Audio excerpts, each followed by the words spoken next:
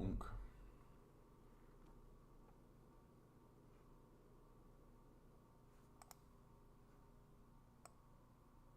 Here we are now. We did it again. We've done it again. I literally slept all day. I made the huge mistake. I went and got a pizza. Hey, Command Genius, how you doing, bud? Good to see you. I made a big mistake. I have a gluten allergy or a gluten intolerance. It's not the worst in the world. It's not like if I have gluten, I don't go into anaphylactic shock or something. But it definitely causes me problems. And so I went and 2 days ago I went and got a pizza from my local pizza place, and they give me a nice cauliflower crust, right? So I avoid the gluten thing altogether. But the guy, it's one of those places that has like a bunch of uh, pizzas sitting there ready to go. You can buy a slice, right? Yeah, exactly, ready to go. And the guy was just like, "Hey, I gotta throw all this out. Do you want it?" And I'm a regular there, and so I was like, "Oh yeah, sure." I just didn't even think about it, right? Yeah, free shit. Hook me up. Let's go. And so he put them all in a box, and he was very kind. Brought them home, and then yesterday I was eating them, and it wasn't until I was like 2 or 3 slices in that I was like, "Oh yeah, these are not gonna be made with this cauliflower crust, right? Like this is not gonna be made this way." And I thought to myself, you know what? I don't have gluten that often. Everything's gonna be completely fine. Uh, and also, I don't like food going to waste. So I'm not here for that. And so I ate and I ate and I ate, and I paid for it. I'm paying for it right now. I tell you what. It's a real like reminder. I'm getting old. I'm getting old. You know, I'm turning 40. I got to be more conscious. Like I'm not 20 anymore. I think when you're 20, you can just eat what you like, right? Your mouth is basically just a trash compactor. You can just pick shit up off the ground and just put it in your mouth and just like, it doesn't matter at all. Like you might have like a little moment where you're like, and then you're fine. But when you turn 40, man, if you've got like a gluten thing, if you've got some kind of thing going on and you take a moment and you go like, I can have some gluten. No, you can't. No, you can't.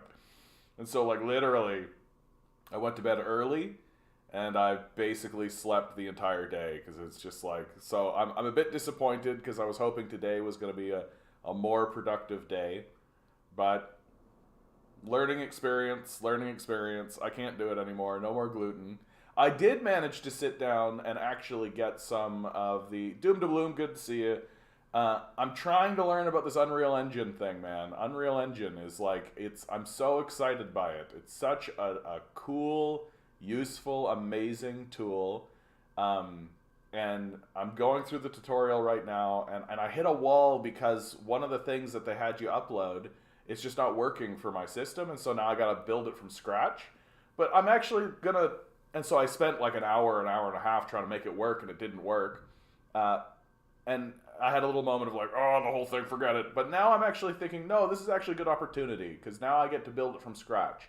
And that's a good teaching tool, right? Instead of just taking the thing that they handed to me in order to get to an end goal of some kind, now instead I'm going to be like, no, I get to actually do it from the beginning and make it myself to make the thing so that I'll know how to do that now.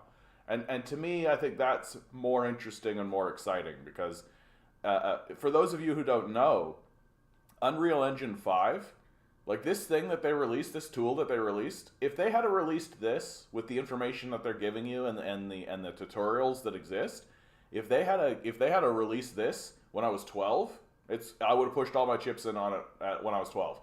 I would have been like, forget school, I'm dropping out of school, forget university, forget any of that shit.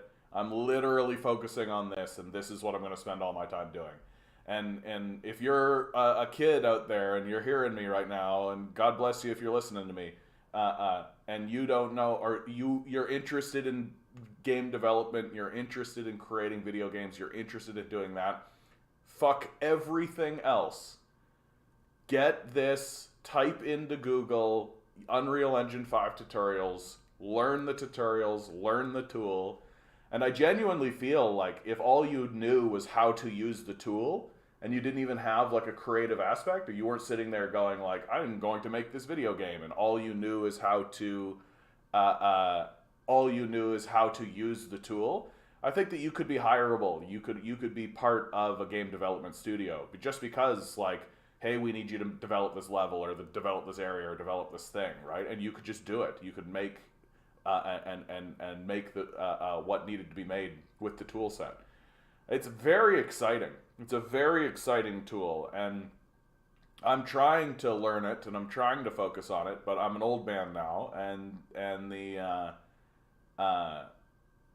it's harder to learn these things when you get older. So if you're in for that now, I highly suggest.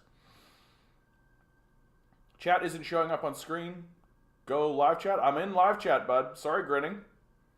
I think that might be a you problem, bud. Lalo, good to see you, bud. Good to see you came on back. We got new people coming on back. So exciting. Don't forget to like, share, subscribe, hit the bells, hit the whistles, guys. Hope you're all doing well out there in TikTok land. Hope everything's going really well for you. For those of you on TikTok, if you actually want to have a conversation with me, right? I don't respond to the TikTok chat for obvious reasons. You can see what's going on down there. And but if you come on over to YouTube, I'll have a real conversation with you. Because I know that my claim might seem outrageous to many of you, but I definitely believe it. Good evening to you, Staz. Good to see you. DM, I don't know what's going on with you, bud, but thy kingdom come. Jesus will end capitalism once he returns. Let's hear a hallelujah. Let's turn this into a cult. Let's go. I bet you I'd be more popular if this was a cult. If I straight out was just running like a little cult, I had like a little bread hat, right? If I was wearing like a little loaf of bread on my head, I had like a cape made out of slices of bread. Yeah, get the bread hat. Exactly. I think that I would get known. That would be how I would be known, right? I would be known as the bread hat man, and it would be, I think I would be extremely popular. It's like that fellow who dresses up like a frog. You see this guy? Anybody see this guy? Like, there's this dude. Every so often, I'm just like swiping on TikTok or I'm looking around socials, and there's just this guy dressed up like a frog, and he just shows up. I'm like, yep, there he is. And then you listen to him for a little moment, and you're like, yeah, it's basically nonsense. Just don't eat the hat. Exactly. That's my favorite part about that idea radio. People would see me wearing all the bread, and they'd be like, wow, you must really love bread. And I would be like, no, I'm actually gluten intolerant. Hello, John. Never eat pizza again. Well, the place that I go to makes a really lovely cauliflower crust. So I got to focus on cauliflower crusts and be more serious and more vigilant about the gluten thing. That's what it comes down to. Grinning says, Jesus walked around Palestine with 12 followers. Very romantic. Yeah. And then look what he got done, right? He only had 12 followers. I've got more than 12 followers. So I'm better than Jesus Christ. The Jesus gang. That's right. That's right. Hey to you, Lolo. Good to see you, bud. Got a thing on the screen here from Ryan Knight at Proud Socialist. There is no excuse that 1 million Americans are homeless, that 140 million Americans are poor or low income, that 89 million Americans are underinsured or uninsured, and that 68% of Americans are living paycheck to paycheck, while our government is sending $100 billion to Ukraine. Yep. That's the truth of it. That's the truth of it. Like, we are living in a period of time where the contradictions of capitalism and the illegitimacy of the ruling class and the ruling system has become obvious.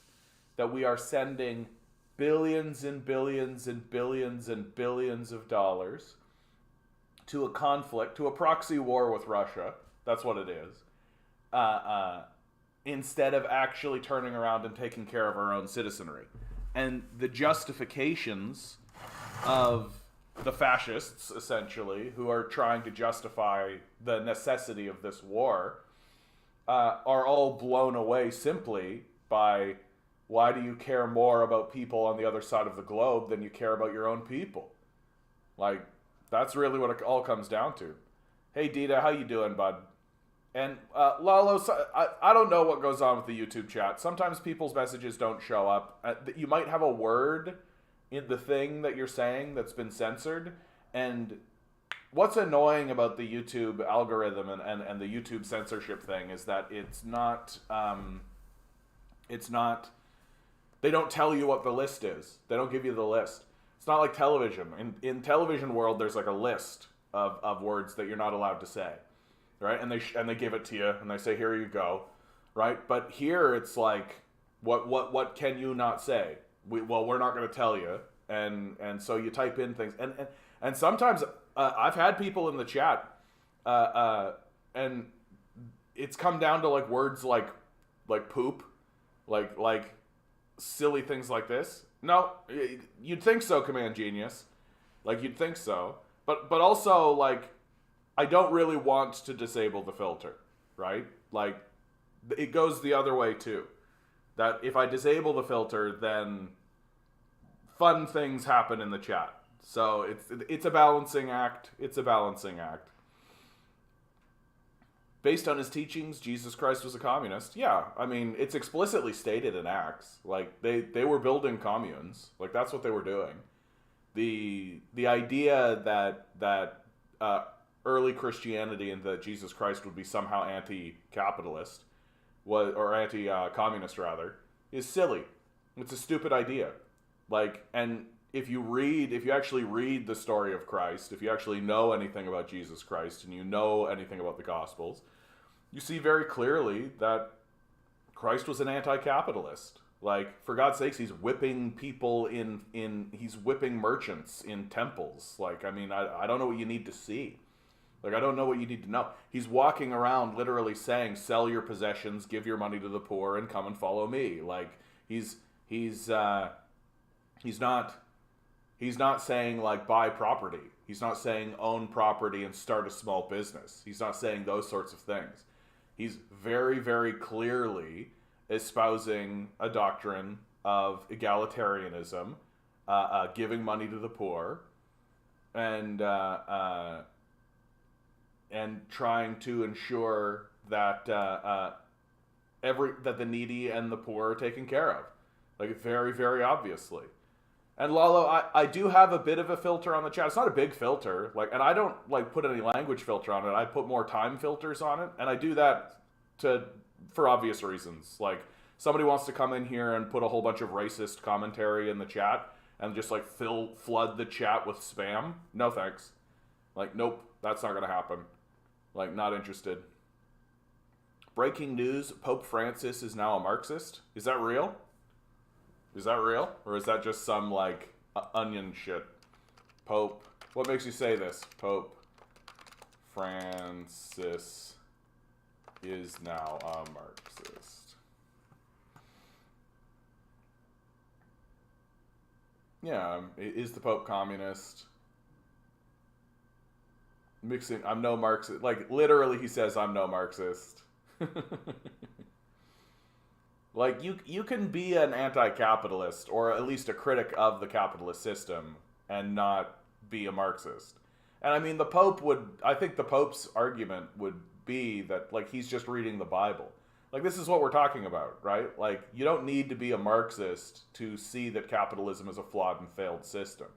That if you are a Christian, and there's no Christians in North America, so, you know, but if you are one, if you actually read the Bible and think to yourself, this Christ guy is worth following, which none of that exists in North America, but if you were to do it, you would have a pretty stalwart critique of the capitalist system. That's why I say there's no actual Christians in North America. Like, who are these Christians? Like, I've never met them. I don't know who they are. I know that there's lots of people who have a building with a cross on it who say that they're Christians who don't give a fuck at all about Christ. Like, and I think that that's the vast majority. But, like, so I'm sure that, like, Marx isn't, like, God. He's not, like, the end-all be-all. And there are other ways of approaching an anti-capitalist position. And so if I was the Pope, I would just be like, yeah, I just read the Bible, listened to what Jesus had to say, and reflected that against the modern day culture, and see that we are not living in step with the words of Jesus Christ. Which, I mean, would make him very unique in my view. Like it's a very narrow minority position amongst the Christians. That most Christians are basically just fascists using this Christian veneer as a sort of defense for their fascism, essentially. Rational National had the news posted on Pope Francis. Yeah, but I think what I'm trying to say, Seraphim, like he's defending unions, workers, talking out against income inequality. You can do that without calling yourself a Marxist, right? That especially someone like the Pope, especially someone like the Pope. I know you're asking that question genuinely, Command Genius. What are my thoughts on the Holodomor? So I'll go through it real fast because my chat is used to it. Okay. The Holodomor is largely Nazi propaganda. We've opened up the archive, right? Putin opened up the Soviet archive. Anti-communists and fascists have gone in to the Soviet archive. They've seen the documents and they've walked out saying, yeah, they didn't try to do a genocide. Like, it's really obvious. Like, if you are an academic and you are staking your career on the idea of being correct in your historical analysis, then you're going to read the documents and you're going to say what they say. And there are plenty of people who have walked out of the Soviet archives being like, communism is bad and evil and shitty and awful, but that's not a genocide. They didn't intend to do it. Famines do happen. And near as we can tell, when the famine began, the Soviets reacted to it and tried to alleviate it instead of the other way around. So this narrative that says the Holodomor was a genocide that the Soviets intentionally perpetuated, it's literally Nazi propaganda. Like, it's not even CIA propaganda. It's literally Nazi propaganda. And should be safely ignored. And the trouble with the Holodomor is that it has been used as a political tool, as a way for Ukrainian nationalists to secure alliances. So here in Canada, Pierre Elliott Trudeau acknowledges the Holodomor to secure the Ukrainian vote. That's why there's such a strong, stalwart Ukrainian group within the Liberal Party. And you're seeing today, Germany is acknowledging the Holodomor. So Nazi propaganda wins the day in Germany, right? Good news for everybody. And it's obviously a political ploy. Like, it's obviously a political tool. And but I'm yet to see an academic. Like, find me the academic. Find me somebody in Harvard, Oxford, Yale. Find me somebody at any of these universities who goes into the Soviet archives and walks out saying, yeah, genocide. Right? It's always some, like, billionaire-funded side project group. And when you actually find out more about the billionaire, you find out that his grandpa was a Nazi. Like, it's always what it is. It's never actually somebody attached to a legitimate institution that's actually interested in discovering what's real in the universe. Like, it's always the case. And yeah, I mean, the Holodomor is obviously blown out of proportion. Because the goal of the Nazis and the fascists in the conversation is to try to make the Holodomor and the Holocaust the same, right? So that they can say that the Nazis and the communists are equivalent, when they're obviously not. Like, that's the goal. Because if the communists and the Nazis are equivalent, then people won't go towards communism thinking that, oh, it's Nazism. And it works for the Nazis. That's what they want. They don't want you to focus on the primary antagonist of their demonic ideology, right? Obviously. Yep. Bro, gonna answer TikTok chat? No. The TikTok chat is just, like, full of garbage, dude. Like, it's just garbage. Honestly. Like, I love you guys. Thanks for being here. Thanks for watching. But, like, anytime I glance over at the TikTok chat, like, straight up right now, Ronnie, you're back. Like, it's just garbage. That the people who are actually curious to actually have a genuine conversation with me, the people who actually want to answer questions, the people who actually want to come in and have a talk, right? The people who are going to do that are going to come over to YouTube. That's what's going to happen, right? But, like, anytime, like, literally anytime I glance over at the TikTok chat, it's, and I mean, like, it's not always negative. Like, I'm not trying to shit on the people on the TikTok chat. But a lot of times it's just, like, hearts, and, like somebody's got hearts in there, and I'm like, yeah, thanks, bud. But, like, It's just like a stream of consciousness.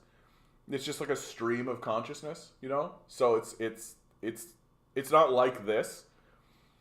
It's not like this where there's like a this has been the YouTube chat has been more curated. It's more full of people who are actually genuinely interested in participating in an interesting way. Not everybody agrees with everyone else, right? But everyone understands that we're here to have a discussion and we're here to talk. We're not here just to be like, oh my god, stream of consciousness, right? So I'll leave that on TikTok, right? Yeah, you turn over, there's somebody saying capitalism is great, even though it's obviously a failed system. Literally, the majority of the people in your society are working paycheck to paycheck, dude. Like, I don't know what to tell you. like it's just childish. Serge Patoka, Occupy London 2012. Did the system fail?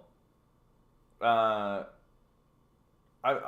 sorry, mate. Are you talking about the Occupy movement genuinely, or generally, rather, around that period of time? Because there was the Occupy movement was in basically every major city around that period of time. It was a real, it was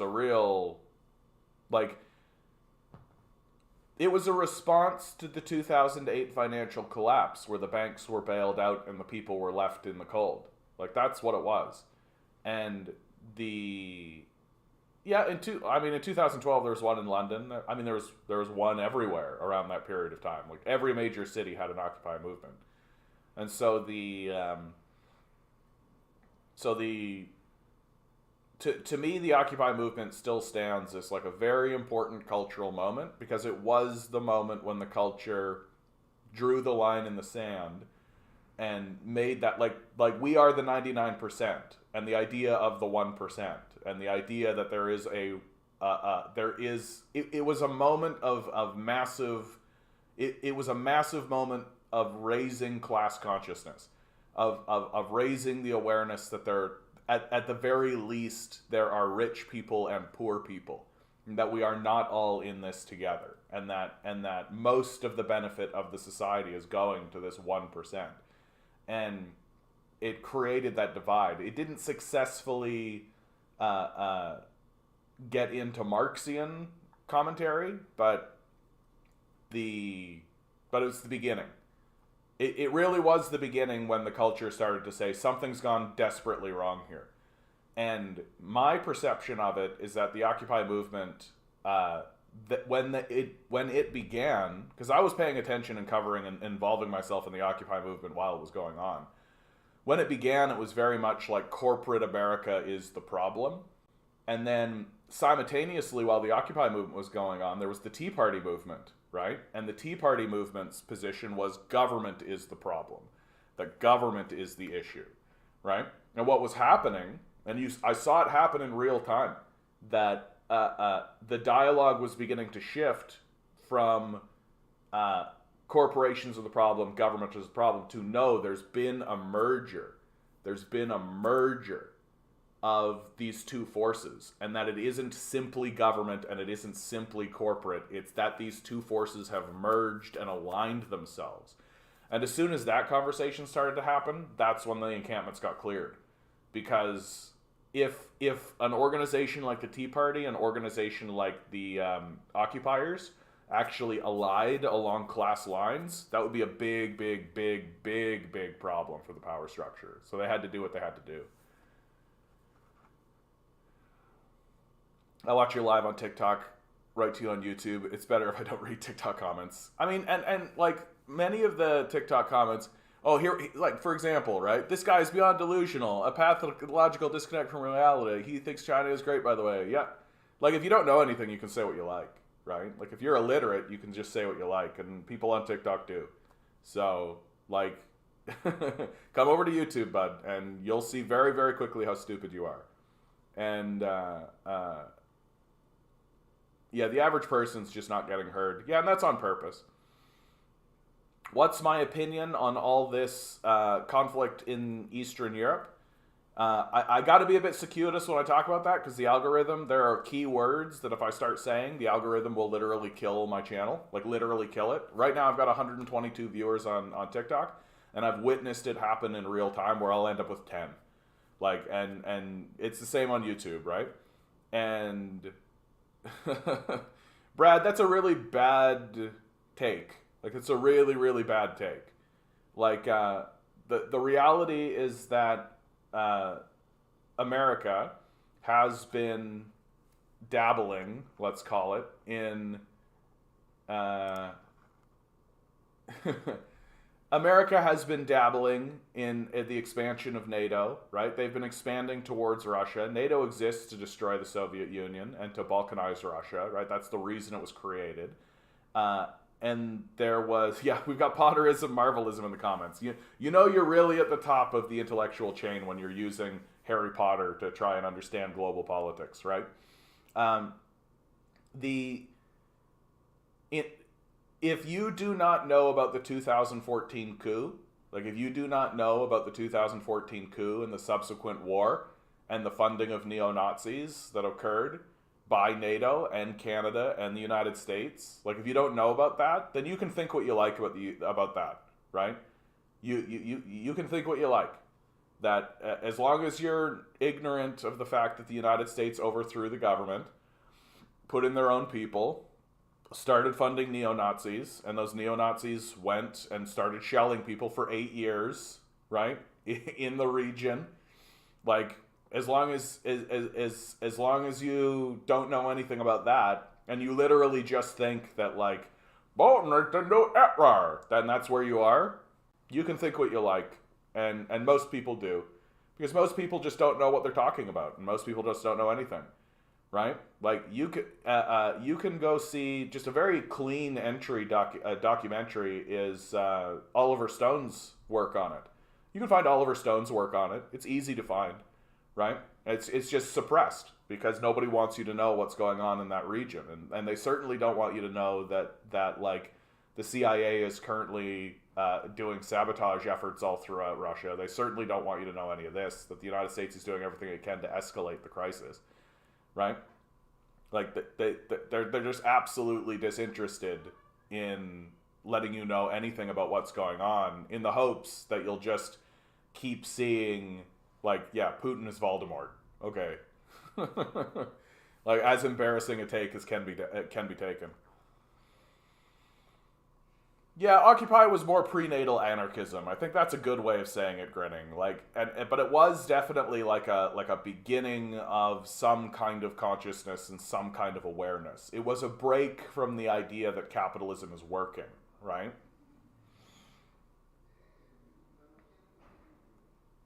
Yeah. The last chat of 2022. Oh, I guess that's true, isn't it? I guess that's true. Happy New Year to all of you then. Yeah, that guy nailing it. America always good do. They say must be true. Yep, got a real Homer Simpsonism going on there. 1,490 subs. Let's go for 3,000 by 2024. Wow, I've got 1,490 subs. I don't even look at my subs anymore. Because, like, I feel like madness lies there. But that's a really nice update, actually. That tells me that the TikTok thing that I'm doing is working. That's what that tells me. Because I know for the first half of this year, since I've been shadow banned on YouTube, like, YouTube doesn't spread me around at all. And for obvious reasons, right? So since I've been banned, shadow banned at the beginning of this year, my channel basically stagnated at like 1,100. And then since I've done the TikTok stuff, which hasn't been that long, it's only been a couple of months, it's shot up to 1,490. So great. Great. Yeah, New Year came so fast. I still remember January and now the 30th of December. Yeah, it feels like it's still 2020, doesn't it? Your opinion on the fact that the Romanian police suspected that Andrew Tate and his brother were engaged in human trafficking and harassing women? Yeah. Like, my opinion on that, like, Andrew Tate's a fucking sex trafficker. Like, that's it. Like, the fact that this guy has any, like, you just got a grind set, bro. You just got to get your shit together, right? Like, speaking about Andrew Tate, what are your thoughts on him destroying the youth's opinion of the world? No, Andrew Tate can't do that. Andrew Tate's not a god. Like, he doesn't have superpowers. He's not capable of doing. He's not capable of destroying the youth's opinion of the world. The youth's opinion of the world has already been destroyed, right? Like, that's the truth. Like, the capitalism is what's destroying the youth's opinion of the world. The abandonment of the youth by the capitalists is what's destroying the youth's opinion of the world.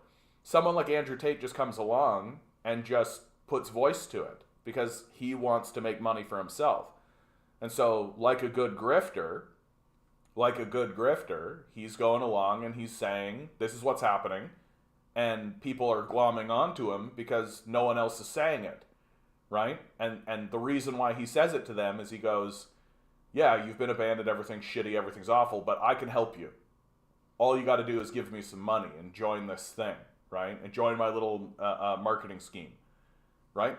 It's what happens when you have a decline of a society and a decline of an empire. You allow grifters, snake oil salesmen, to come in and because the institutions themselves are not willing to tell the truth, right? Someone like Andrew Tate will tell the truth up to a point and then direct you into his dead pursuits.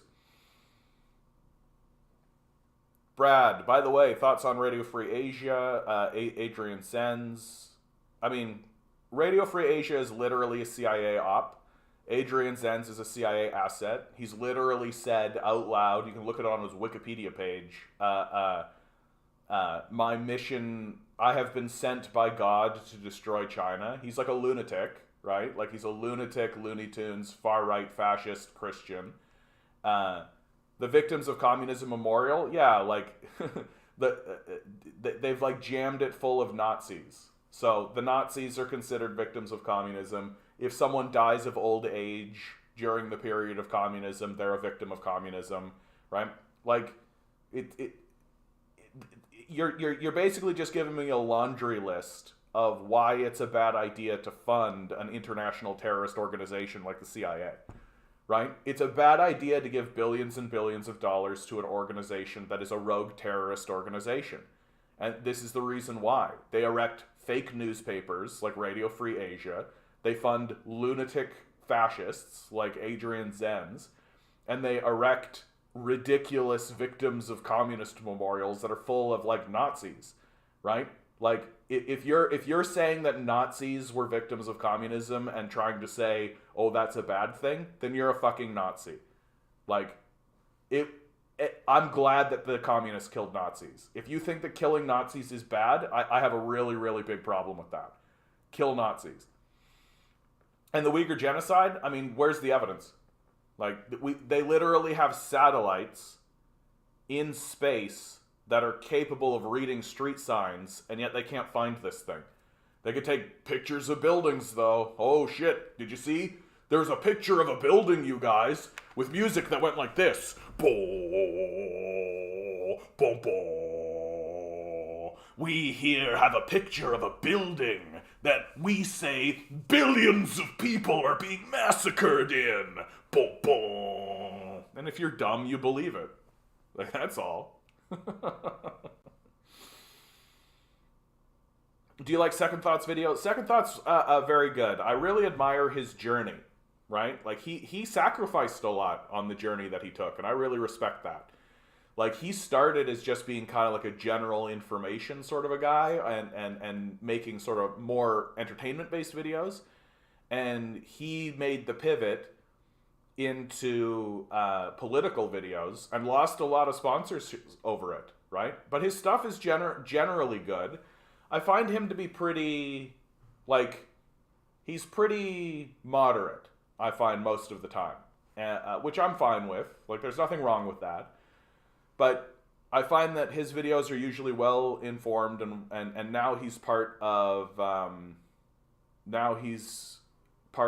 the they've done a podcast. Him, Hakeem, and there's one other fella all do a podcast together, which I've never actually listened to the podcast, for honestly, because here's a hard truth. Here's a hard truth. I like these guys as researchers, and I like their videos, and they're very informative, and they really know what they're talking about, but they are not charismatic. So when it comes time to actually sit down and listen to them, it's kind of tedious. Like good men, but they need a front man. They need a more, like, those guys are Jamie. They're not Joe Rogan. Yeah, guys, if your messages are getting blocked, there's nothing I can do about it, okay? It's as simple as that. Like, you guys are just putting in words that are getting filtered. That's what's happening. It's as simple as that. Yeah, when someone uses Freedom House as a source, yeah. It's like using PragerU as a source. Like, okay. Yep. Command Genius, this is a hard reality, right? My parents sadly believe most of this propaganda. Yeah. The boomer generation, like, they got really fucked by CIA propaganda, right? And they don't see that organizations like Fox News, CNN, CNNBC, like all of this mainstream corporate media, they just don't understand, or refuse to understand, I think, is a better way of saying it, that it's basically been co-opted by the CIA. It's basically just bullshit across the board. They don't want to understand that the systems of media no longer operate for the national interest, but operate for the corporate interest. Like, this is a reality that's going to become fairly evident fairly soon. That right now we're going through a period of extraction, right? That wealth is being extracted out of the country as fast as possible. Wealth is just getting lifted out of the populace. And as soon as they can't get any more wealth and extract any more wealth out of the society, they'll just abandon it, right? And these corporations and these corporate interests and these bankers and all these guys will basically retreat to their pedophile sex islands, right? With Jeffrey Epstein and all these guys. And then they'll rule from there, while the mass of the people essentially suffer and twist in the wind. And the new oppressive class, right? There's going to be like no America. Like, that's not a thing that's going to be real. It's going to feel very much how China went through 100 years of humiliation, and the ruling class of China lived on Taiwan. It's going to have a very similar sort of a vibe. Yeah, messages aren't coming through. Nothing I can do about it. Epstein news today, can't post the rest because of the filter. Oh, is there more? I think Jeffrey Epstein and that whole scandal is the heart of the culture, and that's why you don't hear anything about it, right? What should I search, DM? Just give me the general. What should I search? Because I'll definitely look it up. Incredibly based. Bro is the next Hassan for real. That's very kind of you to say, Brad. I rather respect Hassan. I feel like the only critique I ever will say of Hassan is that he seems more interested in building a business than a movement. That he seems more like he's not actually invested in the idea that we have to actually take to the streets, right? Like, we actually do. Like, there is no alternative solution. That the idea that we're going to have some kind of legislative solution is in my view completely foolish. Like, I don't think that that's real at all. There has been in this country, there has been a coup that we are not going to recover from. U.S. Virgin Islands sues J.P. Morgan Chase. Good for them. Everyone should sue these guys. Virgin Islands attorney, government. The U.S. Virgin Islands government filed a lawsuit Tuesday against J.P. Morgan Chase, alleging that the Wall Street bank benefited financially from Jeffrey Epstein's sex trafficking operation and failed in its duty to report suspicious financial activity. Yeah, I mean, obviously J.P. Morgan Chase is tied up in all of this. Like, there's a huge reason why we're not getting any information about this. Like, we literally incarcerated Ghislaine Maxwell. She has a book, literally a book, called Her Little Black Book, right? And her Little Black Book is is full of the names of the contacts of the people who are coming to have sex with children on their island. Like, you're telling me this is not important? No one's getting incarcerated over this. No one's getting arrested over this. There isn't an investigation. There's no reporting on this, right? We live in a garbage culture. Like, we live in a garbage culture where the FBI, the CIA, the State Department are doing everything they can to protect the people who are within that little black book. And until they actually release that book completely unredacted, we just have to assume that all of the wealthy are involved in it. Like Zuckerberg, Musk, Bezos, Gates. Like, we just have to make that assumption that they are all involved in it. And so the Virgin Islands suing JP Morgan Chase, yeah, they're all having sex with children. And we have to make that assumption, right? Why else wouldn't they release this book?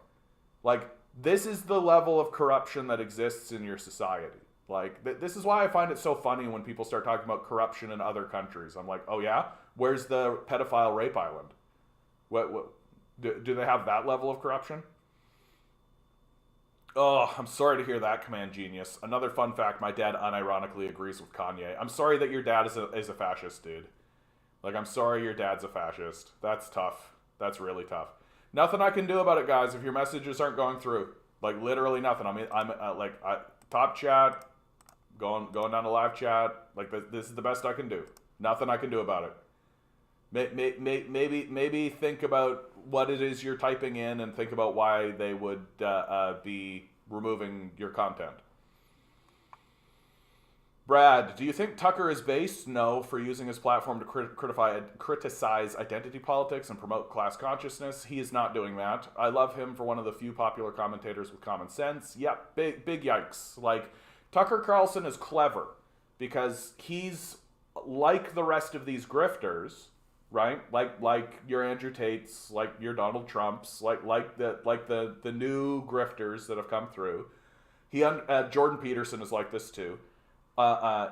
He understands that all you need to do at this point is tell 10% of the truth.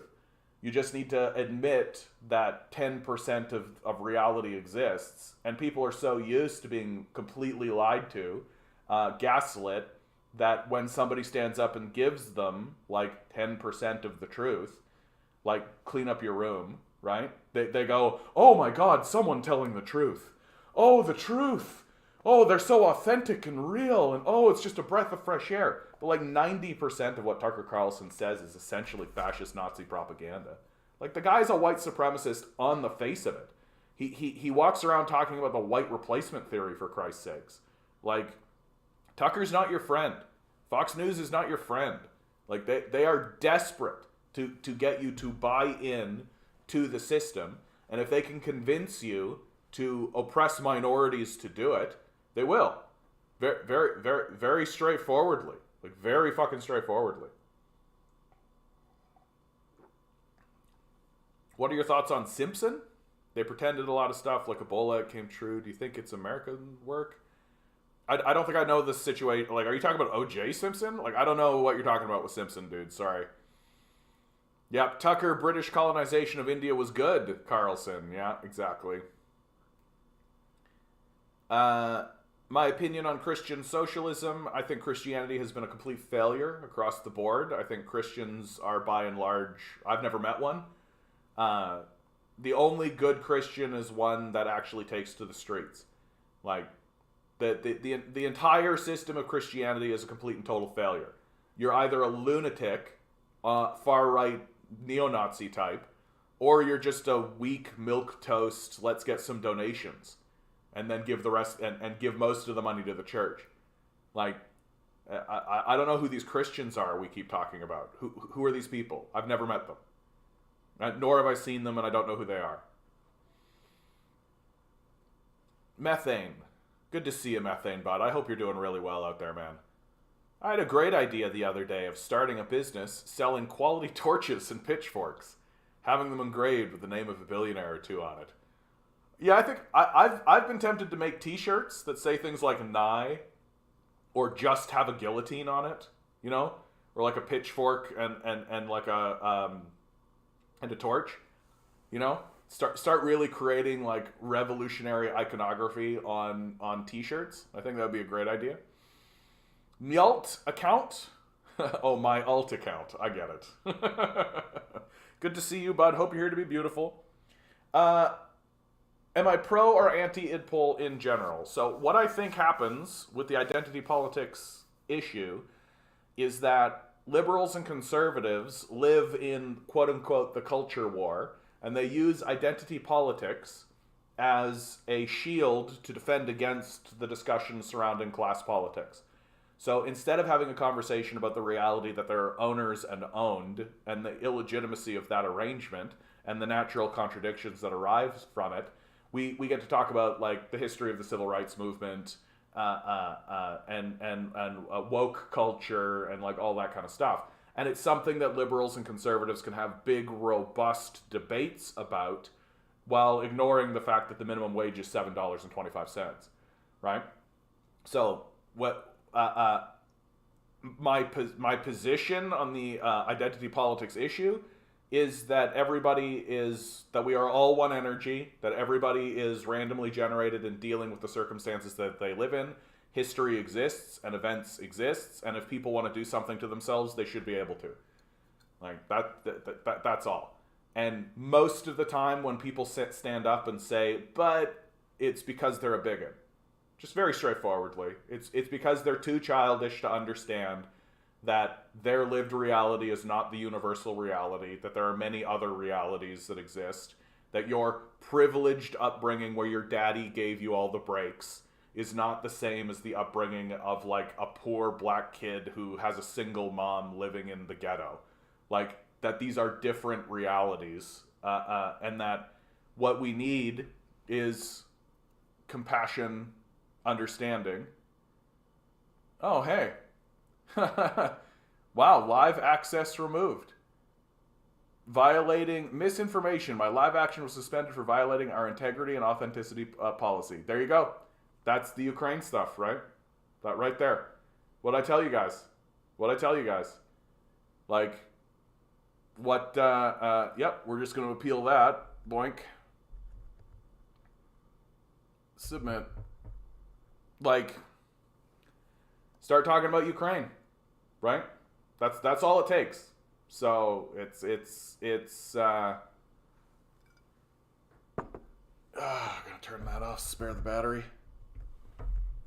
Like, no, that's what I love when people come in here and they're like, what do you think about free speech? I'm like, what a good idea. Like, what a good idea. It'd be nice to live in a country that had some. Right? Like, you just need to say the word Putin. You just need to say the word Putin. You just need to say the word Ukraine. You just need to say CIA. My TikTok just got banned. That's what happened. I don't deny the Uyghur genocide. I just ask for evidence. Like, where's the evidence? It's not a denial. It's like denying the existence of Cthulhu. Like, am I a Cthulhu denier? Like, where's the evidence? Why do you think the online left is so effete and mentally ill? How can we remedy that? Leftism has no hope if we can't drastically increase its appeal to normal working class people. Brad, my opinion on this is that you're not wrong. And the reason why is because those are the most vulnerable people in the society. Right? The most vulnerable people in the society are the first people who are victimized by it, right? That's just the truth of whatever it is. And my opinion is that we don't need to remedy it because capitalism will do that job for us. That the system of capital will get to a point where it is so overwhelmingly obvious that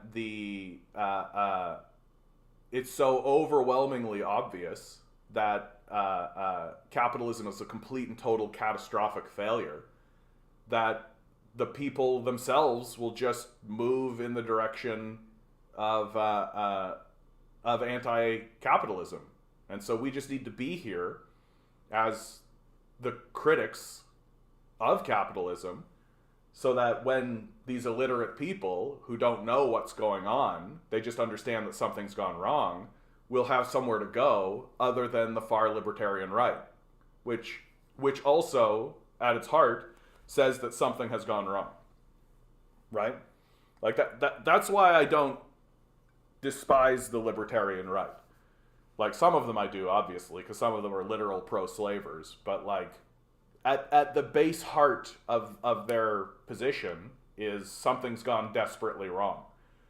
And my feeling is that if a lot of these people on the libertarian right just read the Communist Manifesto and came to terms with the reality of the dynamic between the ownership class and the owned class, right, that they would become communists pretty fast, I think.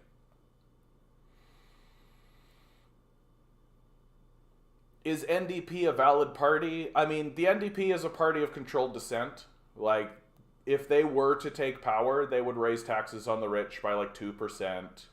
I'm sure that they would like invest that money into some kind of social program but like, we as a society and as a culture have gone so far to the right that the NDP are basically just the new liberals. They're just orange liberals, right? That their goal is to maintain the system of capital and to do concessions bargaining. That's essentially what they're doing. And so it's not... did you hear about the anti-capitalist cafe in Toronto that sells overpriced Slurpees? I did hear about the anti-capitalist cafe, but I don't know about this overpriced Slurpees thing. Yeah, instead of Uke use Galicia, I guess so. I don't know though. I think that they're like the CIA and these organizations are pretty robust in their desire to keep that information. Like I said the words Oliver Stone. I think that's probably what did it, right? Like that they have a pretty wide net when it comes to Ukraine, and so I feel like when it comes to having that discussion, it's like I basically can't talk about it. There's this conservative mentality of tightening your bootstraps and working harder. Yeah, the boomers are going to die. That's all it's going to take. Like, this is something that I say all the time, and it's definitely worth remembering, is that the boomers die. And this ethos of, like, tightening your bootstrap, working harder on the land your daddy gave you for free, like, that's going to go. Like, it's just going to go. And you're seeing it happen already, that, like, the last election that happened has the Republicans in this enormous,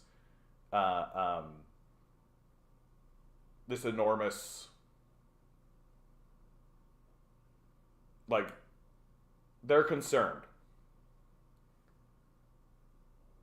Yeah, but this is nothing new, Brad. Like, it's interesting, but it's kind of problematic when you have people like the anti-work Reddit mod becoming the face of leftist movements. But they're not. Like, nobody knows about that. Like, really. The only people who know about that are people like me, right? Like, people who are more online. But most people don't even know that event occurred. Like, really.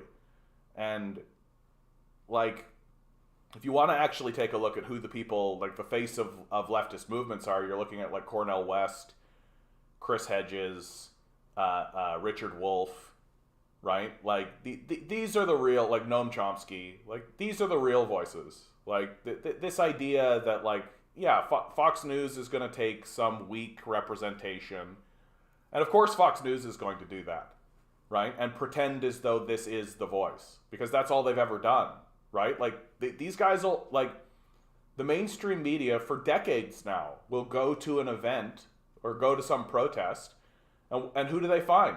They find the kookiest looking person they can find, right? And ask them a question, get like a 2-second soundbite, and then pretend as though that's the entire movement. And in many cases, like, it's literally like find a guy dressed up like a clown.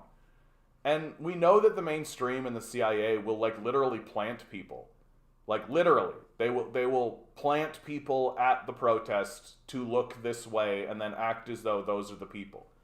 Like that's what they seek out. It's who they are. That's why these organizations need to be roundly ignored, because they're not being honest. They're being extremely duplicitous. Like, you need to turn Fox off, dude. Like, if you're saying things like Rare Fox L, like, you got to turn that shit off. Like, it's rotting your brain. Like, it's fucking rotting your brain. Like, you do not understand what's going on in the world if you actually think that Fox News has, like, the capacity to have a W. Like, these guys are manipulating you on purpose in order to get you to give them money. That's what they're doing 100% of the time. And if they stand up and tell you the truth ever, it's so that they can set you up for a larger lie. That's how these organizations work. They're gaslighters, they're liars, they're psychopaths, and you're just being suckered by it. That's as simple as that. No, you gotta, like, I feel like I'm like, girl, you gotta get away from that man. Like, I feel like I'm, like, trying to convince you that you got a bad boyfriend, dude. Like, that's a bad boyfriend. He's not working in your interests. He's not working in your interests. He's manipulating you. And it's working. What news source do I trust? I don't. Lenity, I don't trust them. Like, if they're funded by corporations, I assume they're fraudulent liars. If they are like, there's no such thing as an unbiased source. That when you're actually watching the news and when you're actually watching these organizations, and this is as true as, like, someone like Caitlin Johnstone or Chris Hedges, right? Everyone has their bias. Everyone has their bias. And so you can use them for basic information, like CNN Business, like basic information. But you've got to understand what the bias is, right? Like someone like Tucker Carlson, right? He's got an extreme bias. He's got an extreme white supremacist fascist bias. And if you pretend like it doesn't exist, right, then you are always going to be suckered by them, right? Like, you've always got to be skeptical of what people are saying. And in my view, the number one thing that people should focus on is acknowledging that once people start lying to you, right, like Fox News, like Tucker Carlson, like all these guys, like once they start lying to you, that you got to bail. And it's got to be immediate. Like, it's got to be like, boom, instant. Because once you start accepting that they're lying to you and just being like, oh, I guess they lied to me once, whatever, then they can tell you anything. Independent Journal, Glenn Greenwald. Glenn Greenwald had a little moment in the sun, for sure. I think that he is...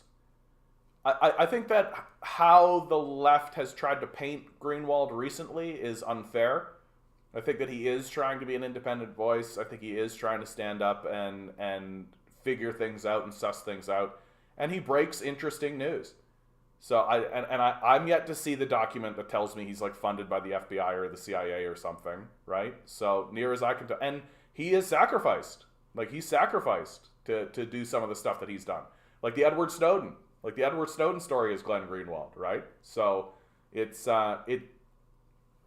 people will talk shit about Glenn Greenwald, and Freddie DeBoer, I don't know him. So The Hill still hasn't brought back their comment section. I used to own that place. Yeah, I mean, most corporate media sites are getting rid of their comment section because they know if people are actually allowed to comment freely on their comment sections, then the truth will actually come out, right? Like, because in many cases it's easy. Like, take the Ukraine war. Like, you can find very clear documents, like Ottawa Citizen Canadian Forces funding Ukrainian Nazis. Like, from the Ottawa Citizen. Like, but if you post this, like, if you take this and you post this somewhere, you get banned. And it's immediate. Like, it's immediate. Like, if you take this and spread it around and say, hey, we're funding neo-Nazis there, you're done, right? We saw that in real time just now, just today. Like, why did my thing get taken down? Because I made some comments about Ukraine conflict. Yeah, that's why they got rid of the YouTube dislikes, bro. They need to maintain the illusion these networks are viewed as authoritative. Yep. And they're also, like, promoting them in the algorithm is the word that they'll use, right? Which is just another way of saying shadow banning alternative content, right? Because if you promote the liars and you don't promote the independent news media, then how is that different than shadow banning? That cesspool used to post stuff by John Solomon. That's like a 2x4 to the cranium. Yeah, I mean, we're in this, like... Another fun fact. I've radicalized my friend through a game called... Whoa, excuse me. Called Sex with Stalin. Let's go. What's this?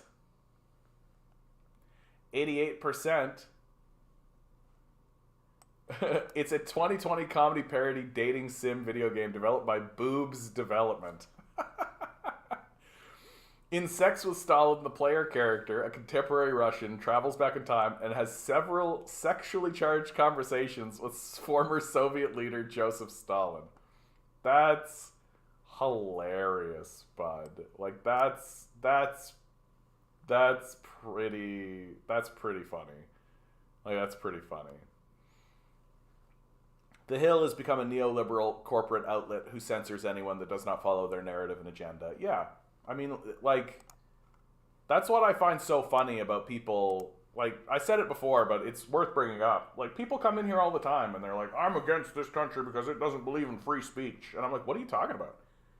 Like, what are you talking about? We don't believe in free speech.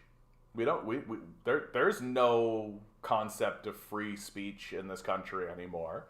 That, like, technically, in the most technical of ways that are technically imaginable, that we have, like, the First Amendment and freedom of speech, but nobody enforces it. Nobody cares. Quite the opposite. If the government shows up at these tech companies and says censor that, they do. And we've got very clear evidence of that happening. Like, very, very, very, very clear evidence of that happening. So this idea that we live in a free and open democracy is a joke. It's just a total joke. I should make a game already. I mean, if that exists and it's done by a company named Boobs, how hard can it be? Well, and Methane, like, the programs are free now. Unreal Engine 5 is free. There are tutorials all online with it. Like, and anybody can use it. Anybody can get involved in it. It's for anybody, right? Like, that's what's so exciting about it. And I just feel like if you've got an idea or a thought of what you want to do, like, it's all there. It's right at your fingertips. If I can start doing it, anybody can start doing it. And I've just been dabbling, though, of course. I've heard there's a photo of Gorbachev kicking a loaf of homemade bread about the time he was shilling for Pizza Hut. Has anybody seen it? Okay. Oh, you're actually a coder. Oh, shit. I would choose Godot or Unity. I got actual experience. Just not enough specifically in that, and I have many ideas.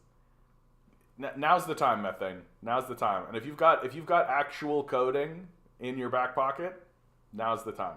Now's the time. Grinning says the Hill is part of the effort to create a bulwark against further left radicalization. The Rising program stakes out the furthest left positions permitted. Breaking Points is part of it. I mean, and didn't Rising have, like, Crystal Ball on it and she left? Like, right now we're going through a period of time. It's like the Great Omission, right? That, like, you're allowed to have big, large-scale discussion surrounding,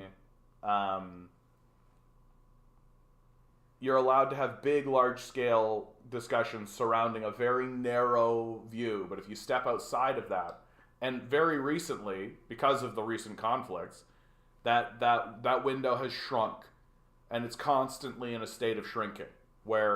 Which is why all of our politics has become identity politics, because it's the narrow window that we are allowed to talk about. We're allowed to talk about white replacement theory. We're allowed to talk about the civil rights movement. We're allowed to talk about this very tight, narrow window, and because that's the only thing that we're actually allowed to talk about, it's all the culture becomes, right? Because if you talk about anything else, you get banned, right? Like I did tonight, right? We saw it happen in real time. Like, it's as blatant as it can get, guys. Like, it's as blatant as it can get. Like, there's... And, like, there are some people who, like, the big streamers right now, they're big because they have momentum on their side. That they got in, like, under the wire, right? And the power structure knows that if they just permit these voices to keep coming up, then they're going to... then their mainstream media narratives are going to get blown out of the water. So they got to take it over. And that's exactly what we're seeing. She went to breaking points. I'm pretty sure she knows what she's doing. She'll never be challenged from the left in the program. Yep, she's the furthest left permitted voice. Yep. Well, and she brings forward, like, very... Like, I remember when she went on Bill Maher, right? And she brought up the fact that there was an economic collapse during, like, the stock market crash that happened during COVID. And those guys were just like, what? Like, they're so detached from reality that they didn't even know it happened. And Crystal Ball is just like, bro, like, that happened. What a way to end 2022, getting banned from TikTok. Yeah, so disgusted by humanity right now. I mean, it's not a permanent ban. Even the thing says that it's January 5th is when it's up. So it's just like a suspension, I guess, if you want to call it that. But you should start streaming in 1080p. Nah, that's fine. I don't need to stream in 1080p, dude. I'm not like doing video game streaming or something. Like, it's just me. Like, it's just me. I know that you want to see my beautiful face. That's what you want, Command Genius. You want to look into my eyes and gaze longingly while you stroke your beard, right? I know that's what you're after, Command Genius, but I think I'm happy with this. I got deleted from TikTok in the spring. What were you doing, Radio? What were you doing? Were you doing some, like, hardcore communist shit? No, I mean, it's a commonality on TikTok. Like, TikTokers I follow regularly, communist people, get their accounts banned all the time. It happens regularly. Like, usually when they get up to about 10,000 subscribers, right? Or like 20,000 subscribers. There was one fellow, his name is the Swoletariat, right? That's his name, the Swoletariat. And he's just like this big, jacked communist guy who obviously has, like, video editing ability. And he makes these really cool videos where he's, like, posing and doing, like, kind of stuff. But then he also has, like, a television on his head. And it's like this really... And his videos are very fun. There's a lot of fun there.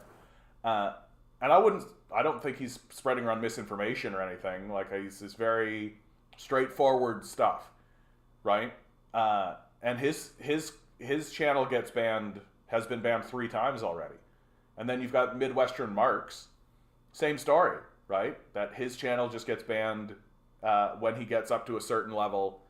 And he's straight up just like, here's a book written by an academic that you should read about the Korean War. Like, he's straight up, like, educational. And this idea that we live in a free, open society, it's the most pathetic of jokes that exist in the society. Praying for a basic income in Canada by the end of 2022. Keep holding your breath, bud. Like, I don't think it's going to happen. I just straight up don't think it's going to happen. Like, I think that the capitalists are psychotic. I don't think they care about the citizens. I think that they are fine with spreading suffering. I actually think that that's more or less the point. I think that they want people to suffer. Like, we're talking about people who rape children, dude. Like, we're talking about, like psychopaths. They're not going to turn around and suddenly be like, oh my goodness, all the people of the country are suffering. We've got to do something. Like, that's not what they're going to do. They're not going to do something like that until they absolutely 100% have to. And the only way it's going to be that way, where they 100% have to, is if we surround their homes. That's all. Like, it's what I've been saying this whole time. Yep, you got disciplined by the masters. Faithful are the blows of a friend. It's out of love. It's out of love. Trust the hierarchy. They know what's best for you. Yeah. Exactly. No, I'm not, like, disheartened by it. Like, I'm not sitting here being like, I got banned on TikTok. Oh my God. Like, I know. Like, I know that it is only a matter of time.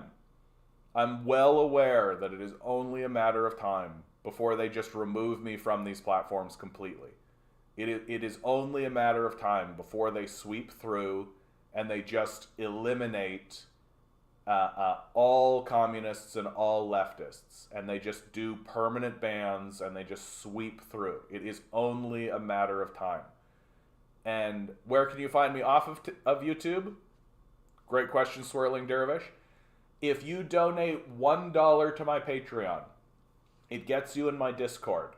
And should I actually get swept off of these platforms, that's where you're going to find me. And I'm going to keep doing this. Like, I'm not going to stop. I might change the nature of the arrangement, should that happen, to try to get more people into the Discord, to be able to talk to people that way. But thank you, Swirling Dervish, appreciate that, bud. But, like, we are, like, we should not fool ourselves.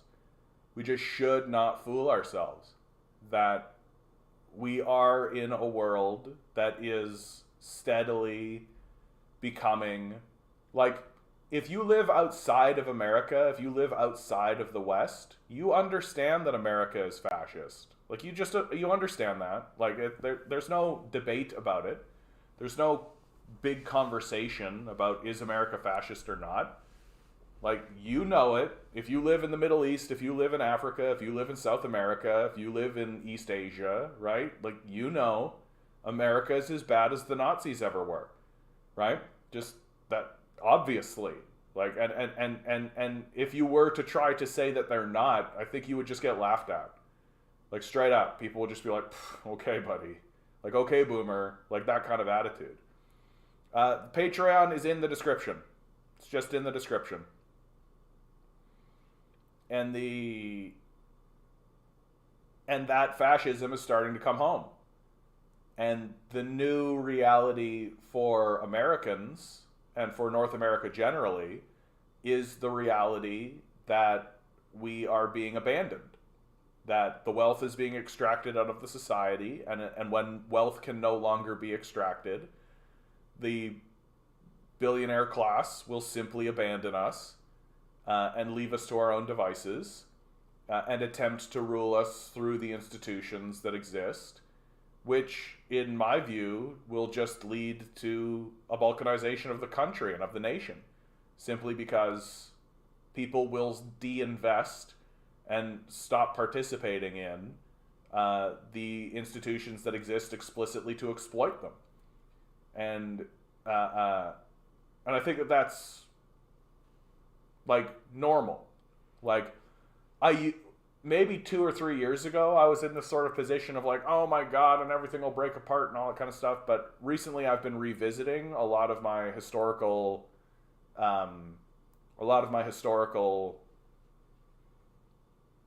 books. I don't know why I was struggling with that.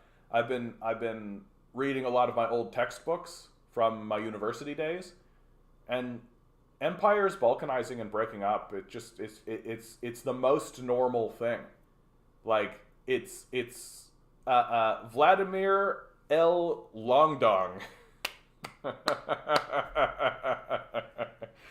Thank you, sir, for making me read that out loud. Thank you. I appreciate that, Vlad. Hope you're here to be beautiful, bud. What do you think that thing will specifically lead to balkanization? So I honestly, dude, I think it really is this simple. That you're going to have people sitting beside their children, sitting in their houses or in their apartments, and their children will be shivering and starving. They'll be looking at their bank accounts, and they'll see that they have $1 in their bank account, and see that the bills are going up, that the rent is going up, that prices are going up, and there's no end to it, right? They'll see that there is suffering happening, and that everybody, they themselves and also their spouse, should they have one, are working as hard as they can to try to make this all work. And they'll look at their paycheck and ask themselves, what's this fucking line where I lose 30% of my pay, where I lose this much of my pay to what, the federal government? What is that buying me? What do I get for that? And the answer is fucking nothing. And I do think that the psychopaths that rule us are so delusional and detached that they'll start doing more serious things. Like, they are not above a draft. Like, they're not above that. They will start to do that sort of thing, where they are going to start expecting people to forcibly participate in military service. Like, they are going to do these sorts of things. It's coming. And so you're going to have a populace who is interested in getting away from the federal government just so that they can keep their money, right?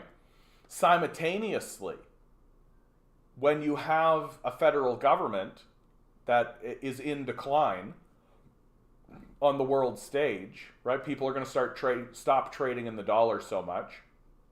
And so the American government is going to have to raise taxes, and there's only one group that they can actually raise taxes on in order to get any wealth to continue the military death machine, and that's the rich.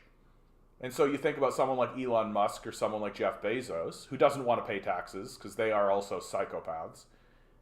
And so what they're going to do is they're going to go to places like Texas or California or whatever, and they're going to see that there's this burgeoning independence movement that's happening, and they're going to fund and exploit that in order to further the independence movement so that the state can go independent, and then they can keep taxes low for themselves. And so you have this moment where the wishes of the wealthy and the wishes of the workers actually will align, in that both of them no longer want to participate in the federal government. And that, to me, is what's going to lead to the balkanization. And this isn't just me, like, talking out of nothing. Independence is already on the ballot in Texas and California. It's already on the ballot in many other states. It's as high, the support for independence among many of these states is as high as 40%. And it's not just Republican states, it's also Democratic states. So I think that as America begins to decline more significantly, as people understand that there is no reprieve coming, there is, like, take the COVID period, right? I think it's very frustrating to people that they got access to things like the child tax credit and then had that stripped away from them. I think that there's a lot of frustration that people are watching all of this money go overseas while their own children are struggling. Like, to me, it's only a matter of time, and there's no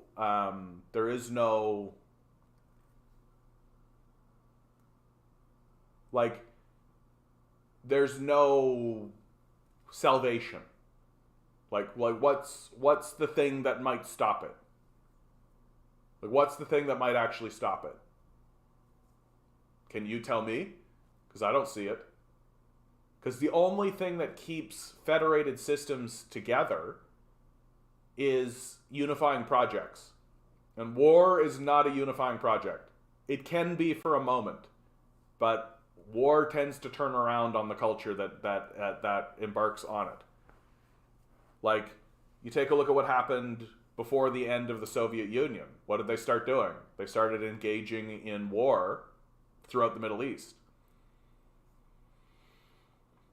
John, are you pro-Quebec independence? I mean, I am. If the people of Quebec come together and declare their independence, I generally say, and as a general principle, that people have the right to determine their own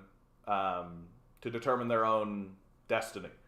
That if a people such as Quebec say, I think we need to separate and go our own way, I'm not against it. I think that if we want to convince provinces and states and territories to stay part of the Union, we have to give them a reason to do so. And we're not really doing that anymore. In fact, we're doing quite the opposite. We're actually dismantling the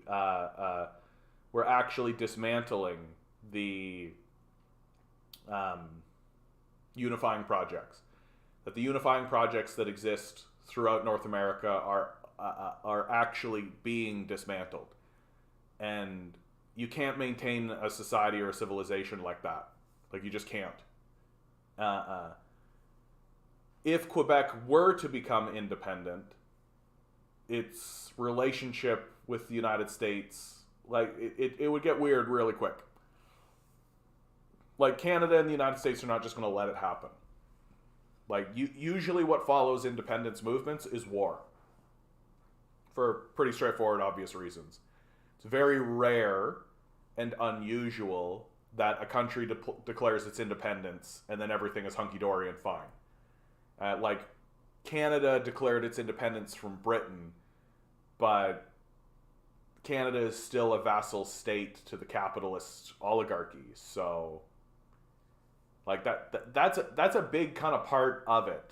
That when we think of independence movements, we generally think of, like, nations, right? But now there's this other strata that exists above the nation-state system, which is the corporate power structure.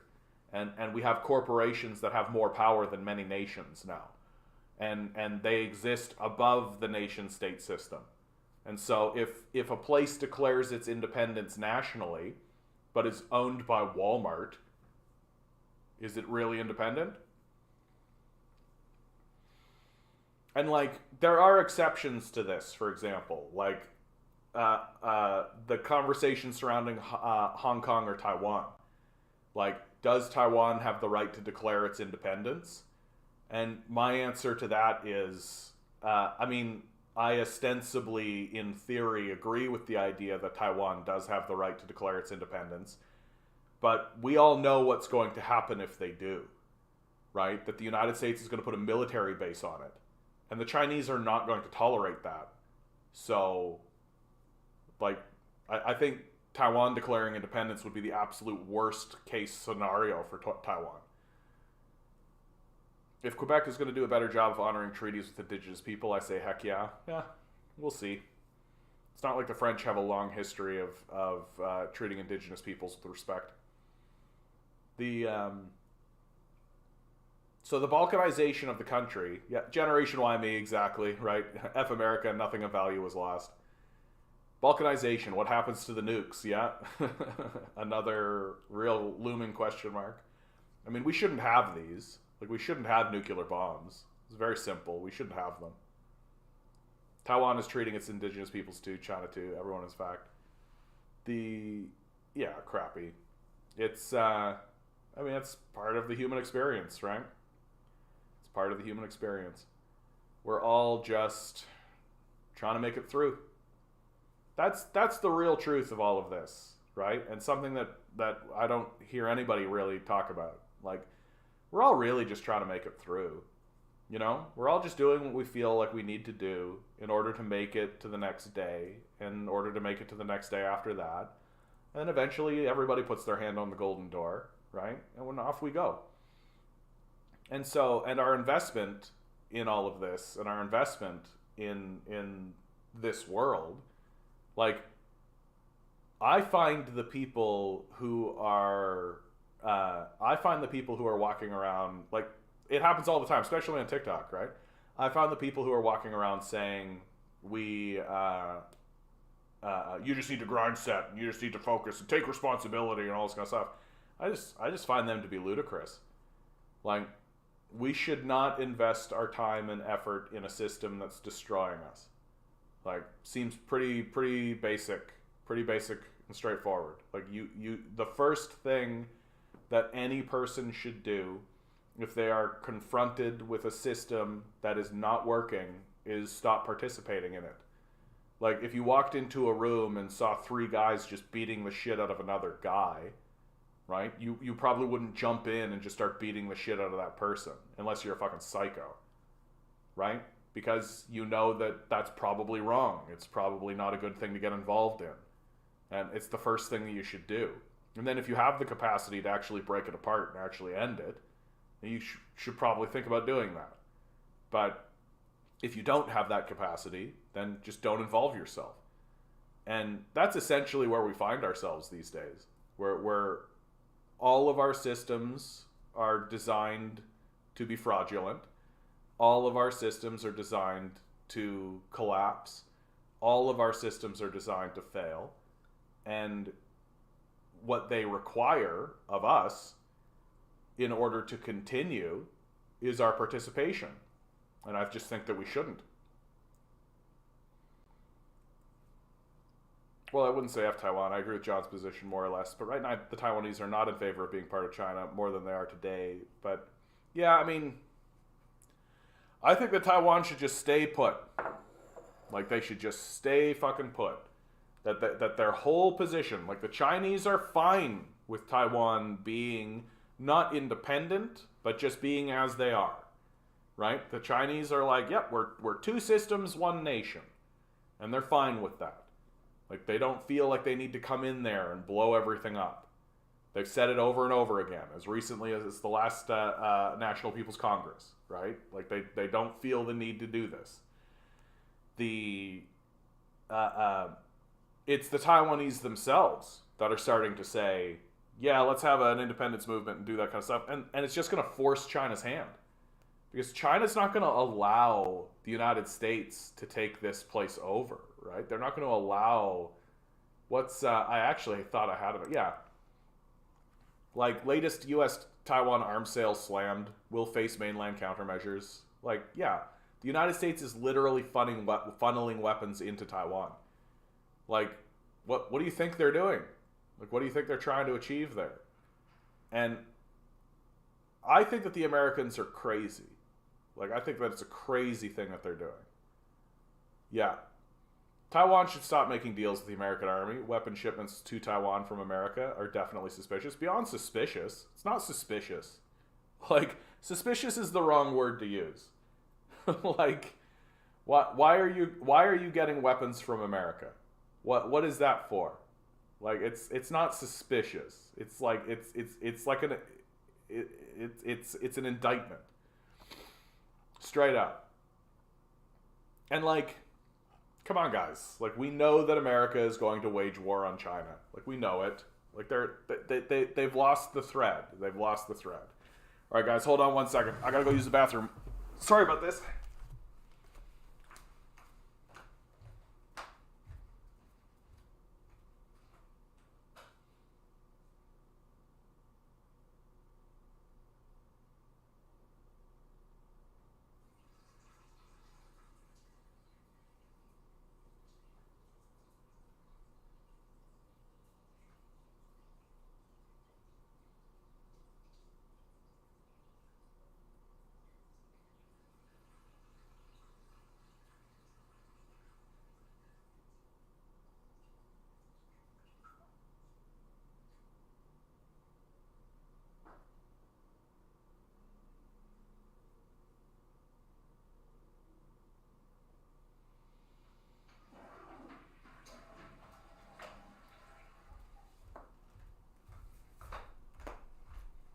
Alrighty. Sorry about that, guys. When you gotta go, you gotta go. When you gotta go, you gotta go. I'll be very curious to see how the Americans actually begin the open warfare with China. I think that the most likely thing, like, they're still building those nuclear submarines in the South China Sea. Like, they're still doing that. That didn't stop. And they're planning on having that being done by, like, 2035. And they're still talking about blowing up trade routes. Yeah, they need a false flag. Like, the American empire is committed to its own self-destruction. That's really the only way to describe it. And there's no stopping it at this point. Like, the people who are in the positions of power and the system itself is designed to have this kind of self-destructive decision making. Like, take a look at people like John Bolton, for God's sakes. Like, just this outrageous, foaming at the mouth psychopath who is at the very top of the decision making apparatus of the United States empire. Like, these people are nuts.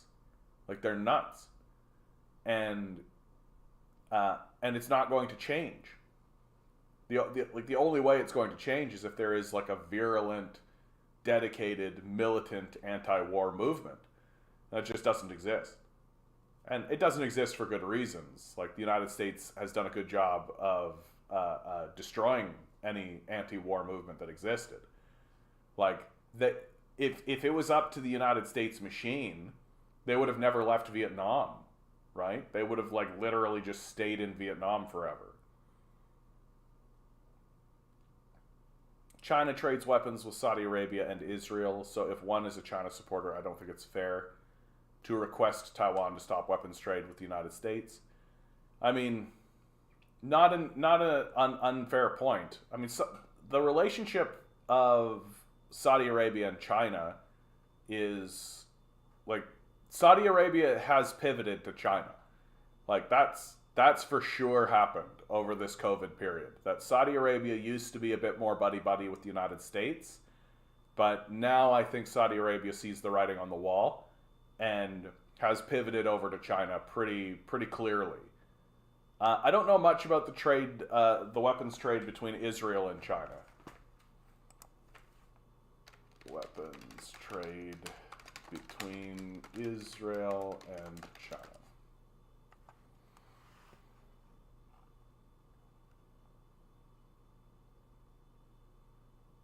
Well, Israeli arms exports to China. So, like, China is getting weapons from Israel. Right? So Israel is selling weapons to China. Just, kind of just goes to show you that, like, there's a reason why you don't fund fascists, right? Because they don't understand what alliances are. They don't care about alliances.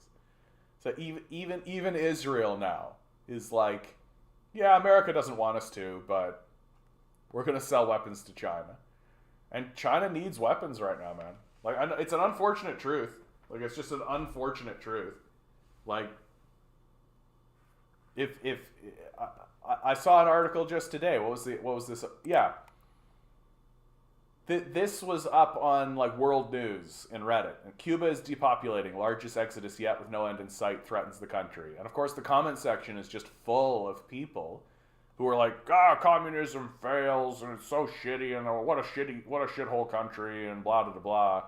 And literally in the article itself, the country has been hit by a 1-2 punch of tighter U.S. sanctions in the COVID-19 pandemic, with eviscerated one of Cuba's lifelines, the tourism industry. So it's like literally in the article itself, it's like, yeah, the U.S. sanctions are fucking them over, right? And during a period of crisis, these sanctions are even worse. Like, America's gone, like, full-blown fascist. It's pretty straightforward that, like, if you actually cared about Cuba and the Cuban people, you would be demanding that we end the sanctions. But that's not what it's about, right? It's about strangling Cuba. That's what it's about.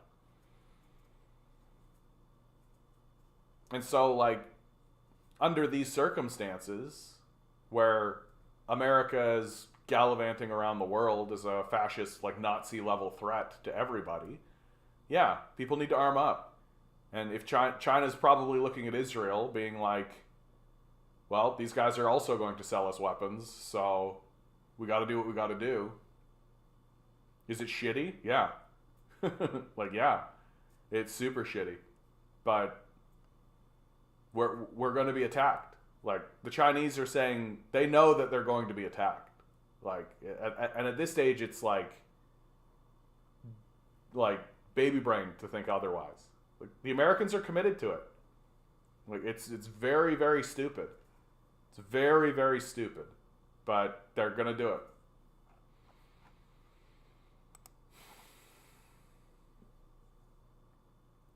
False flag. I saw a headline today about an American jet flying within 20 feet of Chinese airspace because they weren't actually in Chinese airspace. America was like, whoa, you fly too dangerously. Yeah, right. Yeah, Israel and Saudi Arabia are not in a Cold War with China like America is in a Cold War with China. Yeah, that's true too. Like, it's...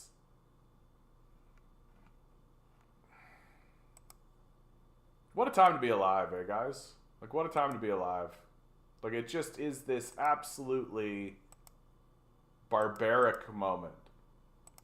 And I think the thing that keeps blowing me away, is that we could just not. Like, that's the best part. Like, we literally could just not. You know?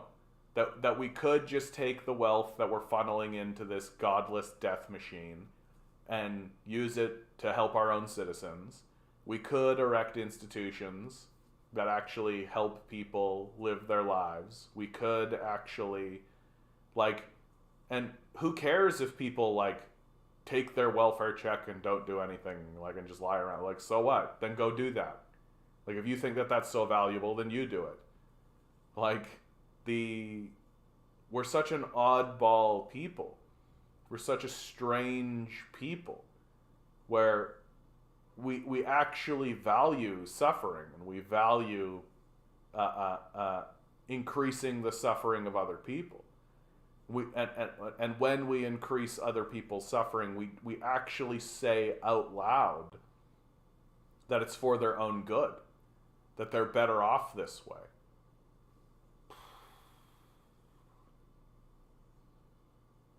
It's tiring, you know? Like, it's tiring. It's tiring to live in a world that is constantly at war with itself and refuses to even acknowledge that that is not good, that's not good, that we could actually structure this whole thing so that we were all focusing on toward the same goal, that we were actually attempting to unify with one another. Like, but we're not interested in that. We're just not, you know? Like, we're and you can see it. People get caught up in, like, Democrat versus Republican. Even like things like Trotsky versus Stalin. It's always this versus that. And when you look at what it is people are spending all of their time fighting over, it's just stuff that doesn't actually matter. It just doesn't actually matter. Like, you go and spend your life working at a job that steals most of the value of your labor so that wealth can be funneled to Jeffrey Epstein's pedophile island. Like, that's the dynamic of the system that you live in. But we're all supposed to really care that, like, some guy got an extra $200 of CERB or something. We're all supposed to really care that there's someone with pink hair who is talking about like the equality of outcome. Like that's what we're all supposed to be focused on. We're all supposed to be focused on things that are of almost no consequence whatsoever, while you literally sacrifice your entire life towards a system that's designed to betray and destroy you. It's wild. It's wild. And then what gets extra wild about it is that if you stand up and you say, I refuse to participate in that, I'm not interested in participating in that, well, then what's the response from the society and the culture? You're a loser. That's what it is. Just black and white. You can see many examples of that. If you don't commit to enriching people who go and use Jeffrey Epstein's pedophile island, then you're a loser. Okay, I guess I'm a loser. As if there is such a thing. That's something I find really funny. Like, what? A loser at what? What did I lose at? What? First of all, it completely implies that this is all a game to you, right? So you don't actually care, and it implies that you're a winner. Well, a winner at what? What's the nature of the game that we're playing, and why are you a winner, and why am I a loser? And frankly, if the game is about how many kids you can rape, or how many friends you can allow go rape children, then yeah, you can be a winner at that game. I'm fine with that. I'm fine being a loser at that game. That's fine by me. Or if it's how many slaves you can own, how many people you can own. If you want to be a winner at that game, you can go be a winner at that game. I'm fine being a loser at that game. That's fine by me. And like, it's so childish because none of us win. There's no such thing as winning. Like, what are you talking about? We all just experience the experiences we are having while trying to just make it through this life. And then at some point, all of us cross through the golden door. And that's it. Nobody wins. There's no score screen. Jesus Christ isn't going to be on the other side and go, you got a 9 out of 10. You get extra Jesus powers. Like there's no victory lap. There's no one that's going to give you a little kiss on the head and said you did really, really good. Good for you. Congratulations. You're a winner. Right? None of that's going to happen. It's not a fucking video game. Like, you're going to wake up tomorrow. You're going to go do the thing that you feel you need to do in order to get the money you need to get from the people who are exploiting your labor. You're going to do that the best that you possibly can. And you're going to do it for yourself. Because there's no sense living in self-misery. There's no sense wallowing in self-misery. You're going to live in dignity and respect, and you're going to do the best you can for the people around you, because that's what good people do. And you're going to come home, you're going to be tired from doing it. You're going to watch some TV or maybe do a little hobby that you've got on the side. And then you're going to do that again, maybe have a day off here and there, maybe take a vacation. And eventually one day you won't wake up. And that's it. That's the experience. Welcome to life. That's it. And somebody who's trying to convince you that because you're not, like a doctor, lawyer, engineer, you're not some high-powered stock trader, because you don't own slaves, and you're not willing to exploit people, and you're not willing to climb the ladder and get up the hierarchy and be competent at being a psychopath. Right? Because you're not willing to hurt other people. Because you've taken a look at your lot and you've thought to yourself, this is fine. We can make it through on this. And what I'm doing has a use and people enjoy it. And maybe I'm even making people smile. And maybe I'm even helping people through the day. And that's fine. Right? Under no circumstances does this make you a loser. And under no circumstances, like, does this mean that you need to feel bad about yourself or bad about even what's happening in the world? Because at the end of it all, you're just a randomly generated quantum being who got spit into this world in a random spot, was pulled through it, pretending as though the decisions you made were actually decisions, had the events that occur to you, and then eventually they don't. And that's it. It's not complex. It's like I say all the time. Like, none of this is complex. It's actually very simple. It's made complex. But it's made complex by people who think it's a game. By people who think there's winners and losers.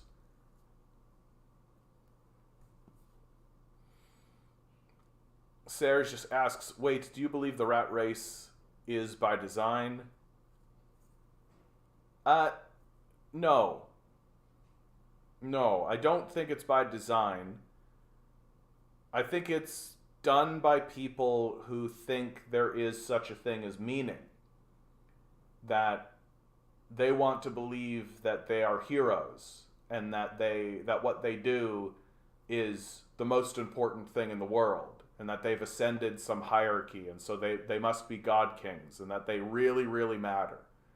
And the truth is that they don't. And there's nothing wrong with that, by the way. Like, it's not a sad thing. It's just the truth. Like, it's just the reality of it. And what you end up with is you end up with people who, because they want meaning and everything matters and it's so important, well, then they inflict that on everybody else. And it's got to really matter to you, and it's got to be really important to you, and all this kind of stuff. Like, and what you end up with is you end up with little wars that happen in families, little wars that happen between businesses, little wars that happen between nations, because this really matters and it's important. We got to plant our flags, and this is for the future, and we got to do these things, and we got to manifest destiny, and we're important, we're the white race, and we really matter. And no, you don't. No, you don't. There's absolutely nothing wrong. There's absolutely nothing wrong with waking up, living a quiet life, doing the best you can for those who are around you. And if the best you can do for the people who are around you is stay out of their way, then that's fine. And then at one point, you're just going to be on the other side of the golden door. And there's nothing wrong with any of that. And no one's going to judge you or think that you're bad or think that you're a diminished person of low quality. If all you did with your life is woke up, did your best with the circumstances that you have around you, and then died. That's what most of us are doing. And the myth that there's something else going on, I think is very important for the owners of the society, because they need to drive you to work harder for them while they do nothing important whatsoever.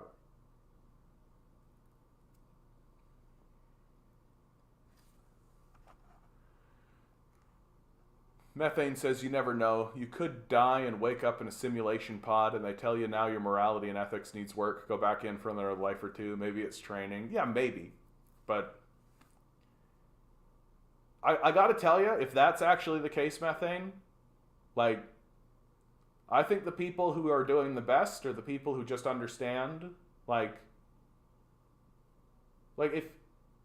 if you don't have the ambition to exploit other people, and your ambition is just to sort of get through life, I think that that's a step above. Like, people of ambition are terrifying people. Like, what's this ambition you're talking about? Is it necessary? I wanted to mention one of my role models. Dre Baldwin mentioned how we all go to bed hoping we wake up and get back to bed. Yeah. Like, life is actually simpler than we're making it. And we have a very inverted worldview in this society, especially. Like, we are hyper focused on money and on this sort of grandiose, like, and you can see it. Figures like Andrew Tate, right? Like a little boy who thinks owning a bunch of cars is what matters. And so we've elevated toys and fake gods like money, right? And created complex systems and arguments to say that if you don't want to sacrifice your life for those things, then somehow you're a diminished person, right?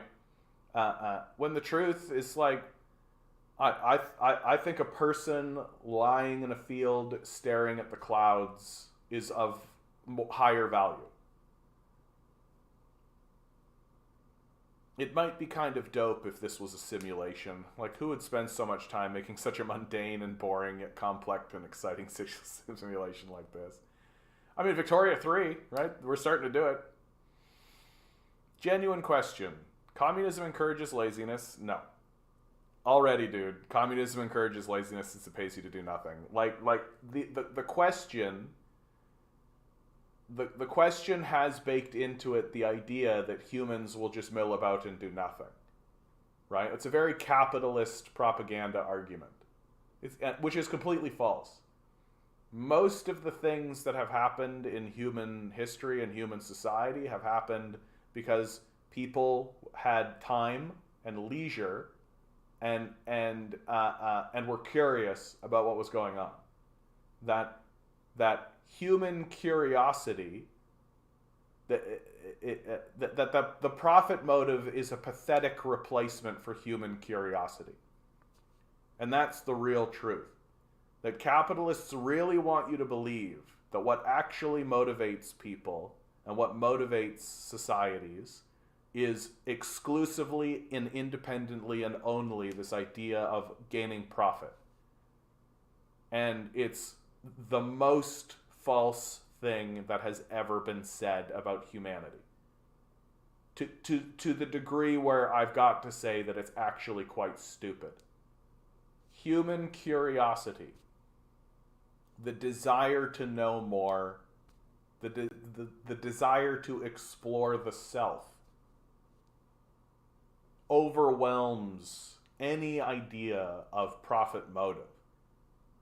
Now, and the reason why the capitalists say this is because they want you to put aside your journey of self-exploration and your curiosity and subserviate yourself to them so that you do all the work and they do nothing. So that they can go off and explore whatever they think is valuable. And it turns out that what they think is valuable is having an island full of children they can rape. Like, we should stop participating in that and stop listening to them. Start understanding that these people are psychopathic. They genuinely view themselves as gods. Like, it's time for us to understand that. That they believe the universe and existence exists for them exclusively. And that's all. Oh, Serge, is God non-existent? You want to get into that conversation? I have a very unique take on that subject. One that frustrates atheists and theists alike. And it's a bit of a rabbit hole. Maybe I'll get down it later on. That may be the most loaded question ever. I just don't think there is such a thing as laziness. Like, I just don't... Like, of course a capitalist is going to call someone who's doing what they want lazy. Like, of course they're going to do that. Like, oh, that person's not doing the thing I want them to do. They must be lazy. Not working for capitalists is not laziness. Yeah, milling about doing nothing is actually a good thing. Check out the degrowth movement. Our society should shift focus to healthcare and localized food production, scale back everything else. Yeah. I don't understand why we despise enjoying ourselves. Like, this concept of just enjoying yourself is bad. We should suffer. Suffering is good. Like, when did that happen? When did it get to be the point that we actually genuinely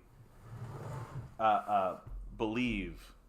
No, Serge, I think I will get into it. It's my favorite subject to talk about. I think that lots of people on the channel are tired of hearing me talk about it, but I love talking about it. Yeah, Protestant work ethic is a fucking curse. For sure it is.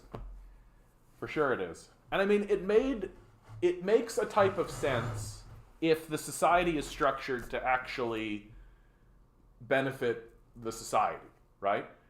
That if we're all going in a direction for the benefit of everybody, then it makes sense to say we should all do this. But we don't live in that society. Quite the opposite. Quite the opposite. So the idea that we should participate and put in as much energy as we possibly can in a society that's actively betraying us, and if you don't, you're lazy, get the fuck out of here. Command Genius, man, we're here for you, okay? Like, I'm here for you, and you're here for me, and we're all here. Like, why are we doing this? Like, really, I ask myself that fairly often. Why am I doing this? I spend a lot of time doing this, and I'm not being paid for it very well. Like, I get a little bit of money, and thank you for supporting, and thank you everybody out there who is putting in a little bit. I hate asking for the money, because I wish I didn't have to. But I really ask myself, like, what am I doing this for? I could be doing a lot of other things, right? I could be playing video games. I could be making that video game, that Unreal Engine thing. I could be doing all that, right? This takes up a lot of. I could be trying to go get laid. I could be going to do any of that. But the truth is that I need to. I need to do this. And I think that there's a lot of people out there who need this to be done. Who need to hear the things I have to say. Who need to hear it. Like, one of the things that I've been saying recently, and I've been told by several people now that they needed to hear it, is that one of the things that keeps me going, and let me be explicit, one of the things that keeps me from committing suicide is the understanding that one day I will live in a world where the boomers are dead. I'd like to live in that world. I'm curious about that world. I'm curious about what is our society going to look like when this generation of boomers who are clinging on to an ideology that is demonic are dead. And I say that, and lots of people have said to me, I needed to hear that. Because I think it's true. I think that there are a lot of, like, suicide rates up and climbing. And I think there are a lot of people living in a state of despair and hopelessness. And I think a lot of people need to hear and understand that you are literally going to go through a massive change in your lifetime. Your society is going to dramatically alter. By definition, it cannot, it must be, simply because this group of people who are all about grind set because, you know, they worked hard on free land their daddy gave them, well, they're going to die. And they're not going to be around anymore. So stick about. Stick about. Jesus did 9/11. Fantastic.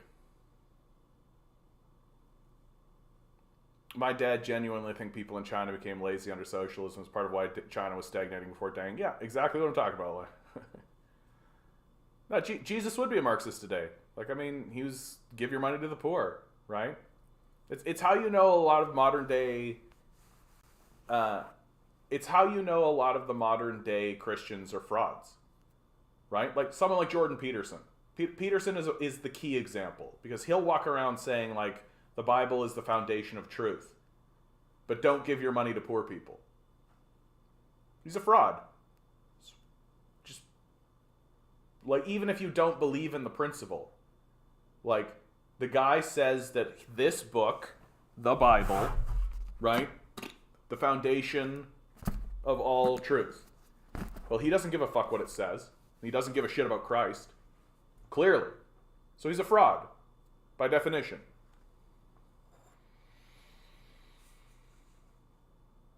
So Serge, I'm going to get into this. I'm going to get into your question. I like starting in a place where everybody can agree. I think that's a better place to because you get into the conversation about God, and it's a semantic disaster. Like, the entire new atheist movement was essentially, in my view, a semantic disaster.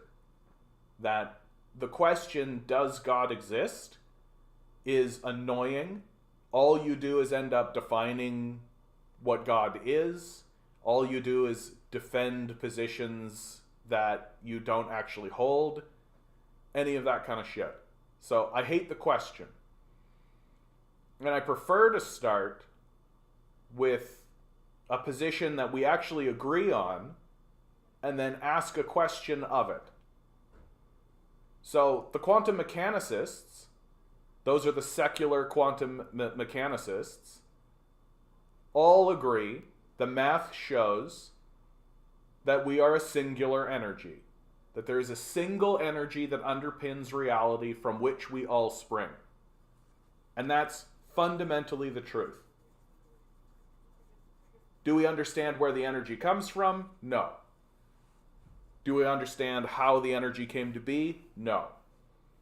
But we do understand that the energy is there and that we are sustained by it and part of it. We're not separate from it. That we are of it and it is of us.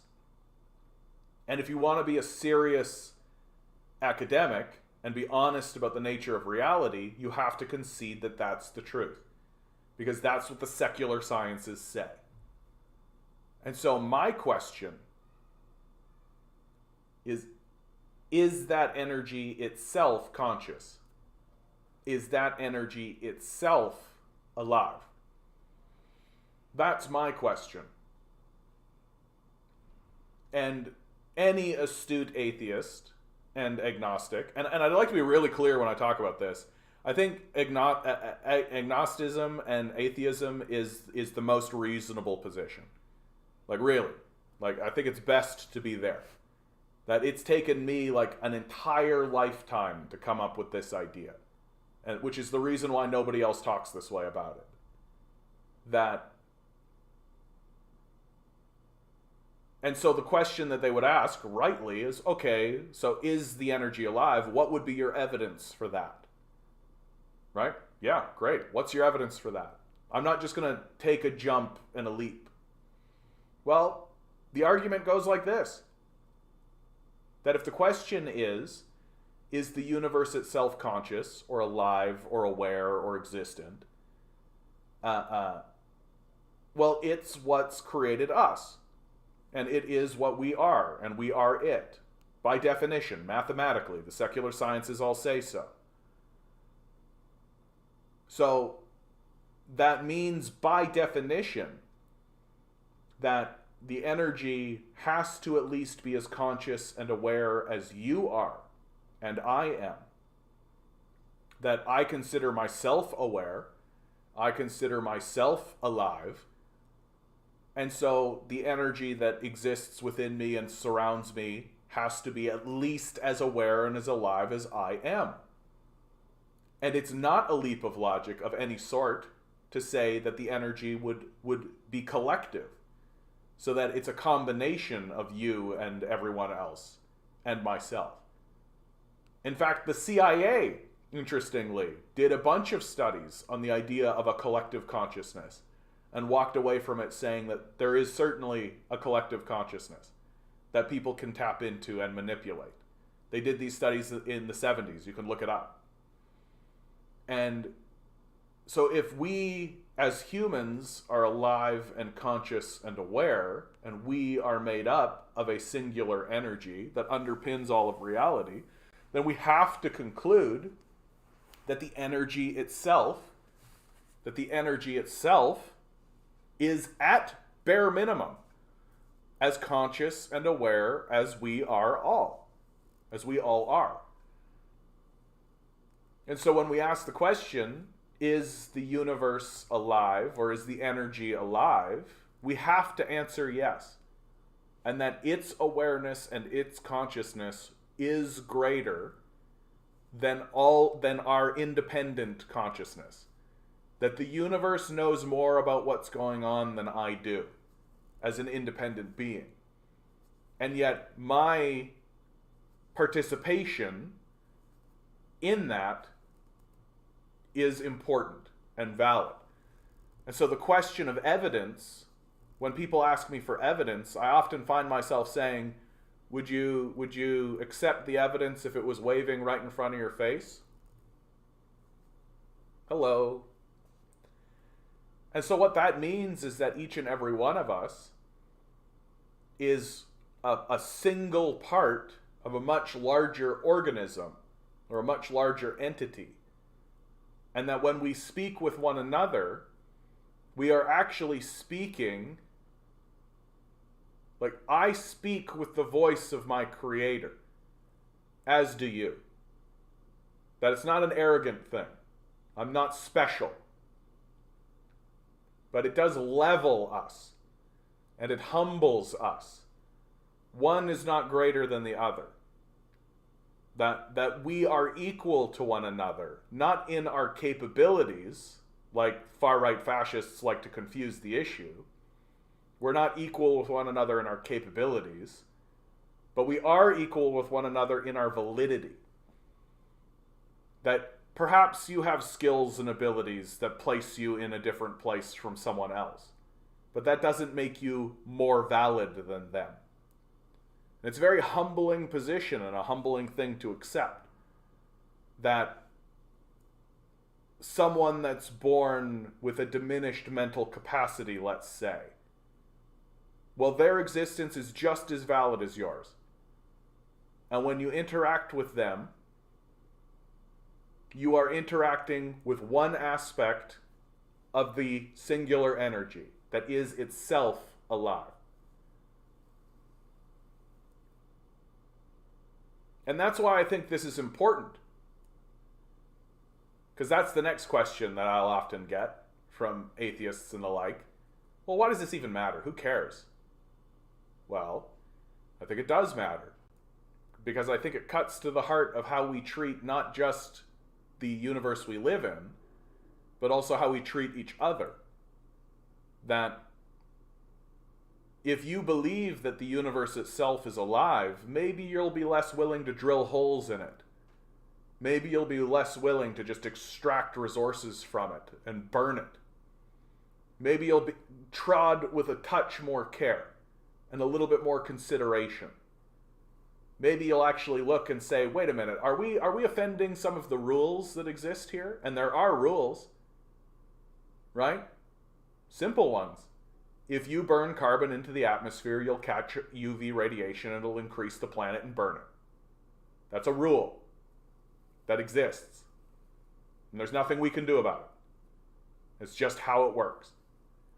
And maybe if we considered that the universe is alive, we would be a touch more careful and considerate. Are we treading on rules that we might be unaware of? But I also think that it really matters for how we treat one another. Because when we talk to one another, if you actually believe in your heart of hearts that the people you talk to are another aspect of a living organism that you yourself are a part of, then you don't see people with this lens of identity.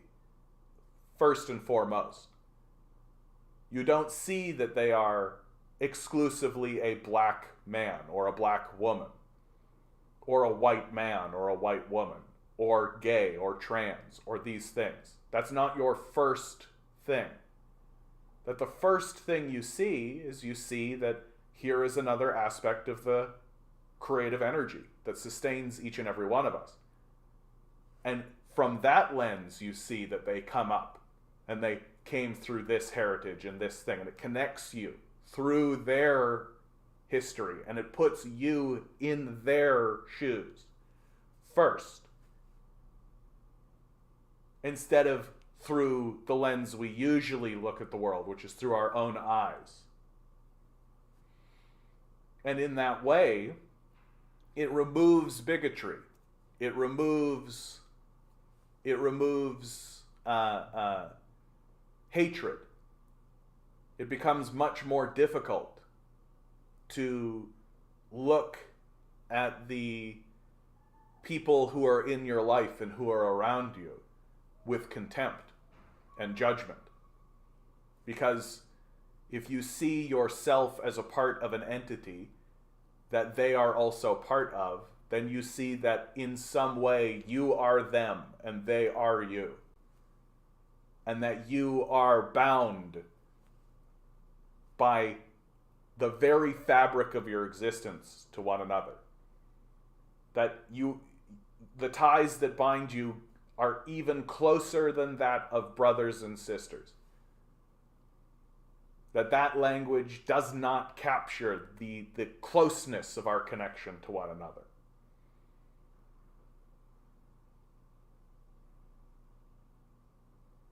And that a people who have accepted that we are in fact one thing are a people who can live in peace with one another.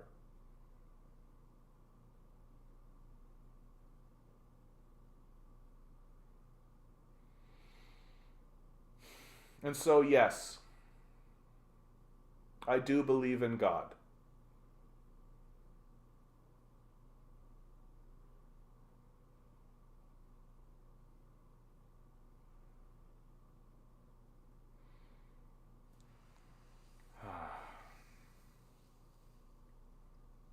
I read a very interesting article that was written in the University of India that was talking about the scientific proofs of reincarnation. And it was quite convincing. And I don't see why it couldn't be the case. Like, we don't know what's going on. Like, we don't know what's going on. And I think it's quite possible that the energy can recycle. I don't see why it shouldn't. I did attend university. I have a Bachelor of Arts from the University of Manitoba. My major was theater. And I have a minor in religion and English. Militant atheism comes from the ego. They think they know everything when the opposite is true. I mean, I understand why they've taken the position they've taken, though. Like, that's something that I think, like, there's a lot of Looney Tunes shit going on right now. And so I think it's not unreasonable, right? Like, when I was a fundamentalist Christian, I was much more offended by the new atheists. But as I've gotten older, I find that most of them, while they're rude, sure, most of them are like, it's pretty fucking reasonable. They're talking to, like, far-right nuts, basically. People who literally think there's a wizard coming back at any moment, right? Like, so they're I understand. The only new atheist that I really am offended by still is Sam Harris. Because Sam Harris was defending torture and defending nuclear first strikes.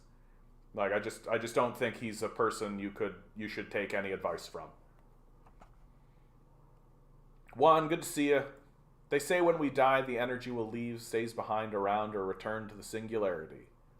Yeah, that's not a bad way of saying it. Like, that's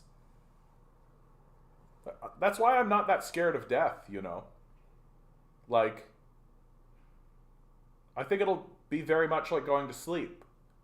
And Mark Twain, I think, said it really, and really eased my mind on this fear of death. He said, I didn't much mind when I wasn't here. I don't think I'll much mind when I'm gone. And that's really stuck with me, you know? Like, I wasn't in torment before I was born. I didn't think much of it. It seemed fine. So I think it'll be fine when I go. Kinker says, I believe it's virtual. Energy, matter doesn't exist. Look up Tom Campbell's MBT theory. Makes the most sense to me. Yeah, like you're right. Like, matter doesn't exist. It's illusionary. The Buddhists talk about this, that reality is an illusion, that it is energy. It's just a singular energy, and we don't understand why it's formed this way, but we just know that it is formed this way, and that we can, and that the attempt to reach enlightenment, as they call it, is to understand that, what we are experiencing in this reality is not reality itself. It's a glimmer, it's a glamour, it's an illusion, it's a novelty.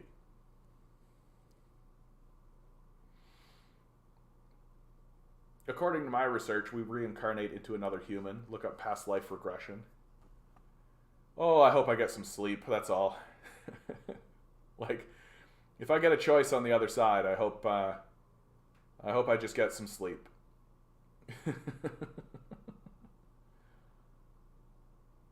Hey, John, the other day you questioned why anyone would eat at McDonald's, claiming it was just as slow and as expensive as other restaurants. I just got a cheeseburger. For just $3, it was fast. Yeah, fantastic, bud. I don't really consider a McDonald's cheeseburger to be on par. Like, I'm talking like a quarter pounder. You know what I mean? Like the cheeseburger is literally just like a sliver of meat on a just like styrofoam bun. You know, like so it's not really an equivalency. And I suspect it is fast. They literally just pull it out of the shitty warmer they have and throw it into a bag, right? No, I'm talking about, like, if you want to get like a good, like a substantial burger with like the lettuce and all of the onions and all that kind of stuff, with the fries and the drink and the whole thing.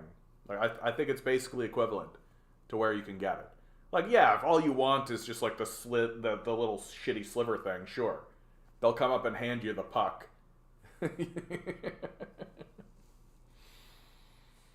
Marion, I don't consider the LGBT community as a living organism. I mean, you're wrong. Like, although it does depend. Like, the individuals within it are part of the larger body, right? Like, that maybe the concept of the community doesn't exist, but the individuals that do it do. And this has become something that I think is quite hysterical to me. That fundamentally what the people who are against homosexuality or trans people or all that are saying is our creator can create gay people or trans people, but if they act that way, then they are evil. Like, it's incoherent, in my view. Plus, I got extra ketchup that I'm going to use for a future meal. I basically robbed them blind. Fuck Adam. You're like Robin Hood. Yes, a human is a male or a female, so you meet either of those requirements, you have the human right to be classified as a living organism or human. Oh, that's dark, dude. That's real dark. Like, that's a dark, dark, dark position. Essentially, what you're saying is that the creator is unimaginative. That's all. Like, maybe give the creative energy of the universe a little bit more credit. That's all. Like, I don't really have much more to say on that issue than that. That the people who are standing up and making these sorts of statements are basically saying that the universe or God is unimaginative and uncreative. And you're just wrong. Like, you're just wrong. And I think it's okay to admit it. I think it's okay to say that really, when you actually take a look at what you're doing, what you're doing is it takes up a lot of energy, what you're doing. And it takes up a lot of time. And you lose a lot of friends. And you lose a lot of respect from people. And when you finally get into a place where you're willing to release that energy and you're willing to let it go and say that your creator is actually much more clever and creative than you imagined, you're going to find that your life is going to get easier and that things are just going to get simpler. Because it isn't actually difficult. You are the one that's making it complex. That it's actually much more simple than you think it is. That it isn't a this or that. That it is a spectrum. And it's as simple as that. And once you see that spectrum, and once you understand that it's that spectrum, then you're going to encounter these people who previously you were putting a lot of energy in holding back. And you were putting in a lot of power in holding back. And you're going to let that energy down. And you're going to let those people in. And you're going to realize that those people are at the very least harmless, but at the best, beautiful. And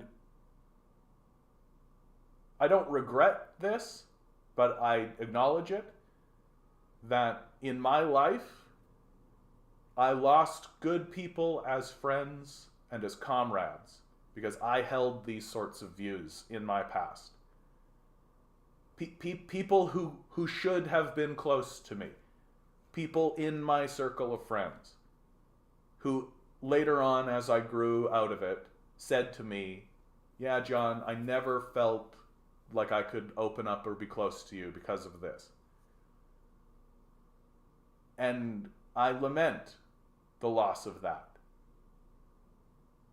And I look back on my younger self and I see the anger and the energy and the frustration and the mental circles and the amount of time that I wasted on it, when it would have been easier for me and everybody around me if I just let it go and accepted at the base core the truth is that your creator is much more clever than you give them credit for, and is more than capable of creating human beings that exist upon a spectrum than are within these two limited definitions that you are tightly holding on to. And that it's better for you to let that go and abide by the power of your creator.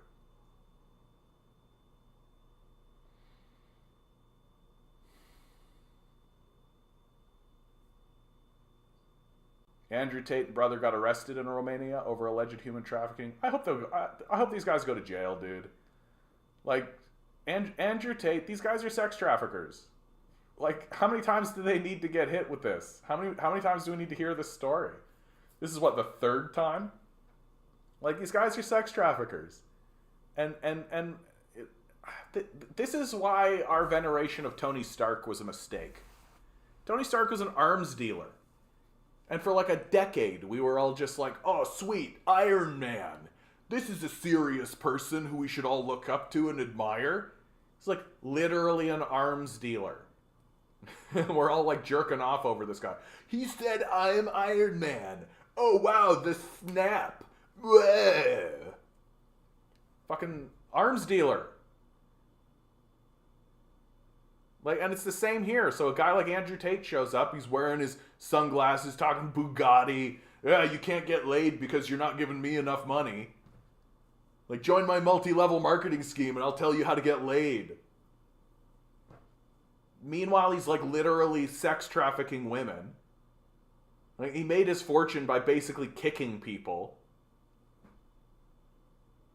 Like, get better role models. Get better role models, for God's sakes. Well, and also, like, if I wanted to be, like, the most cynical about it, I suspect that the Romanian police are just getting involved because they want their cut. That's all. That like here's Andrew Tate and his brother doing this in their jurisdiction, and they're just thinking to themselves, "Where's our cut?" And so they're going to go in there, they're going to assert themselves, and then the Tates are just going to pay them off, give them their cut, and carry on their merry way. That's the cynic in me. Yeah, I think we could thank Greta Thunberg for that one. Dude, I cannot believe that exchange. Like, literally Andrew Tate gets dunked on by, like, a teenage girl.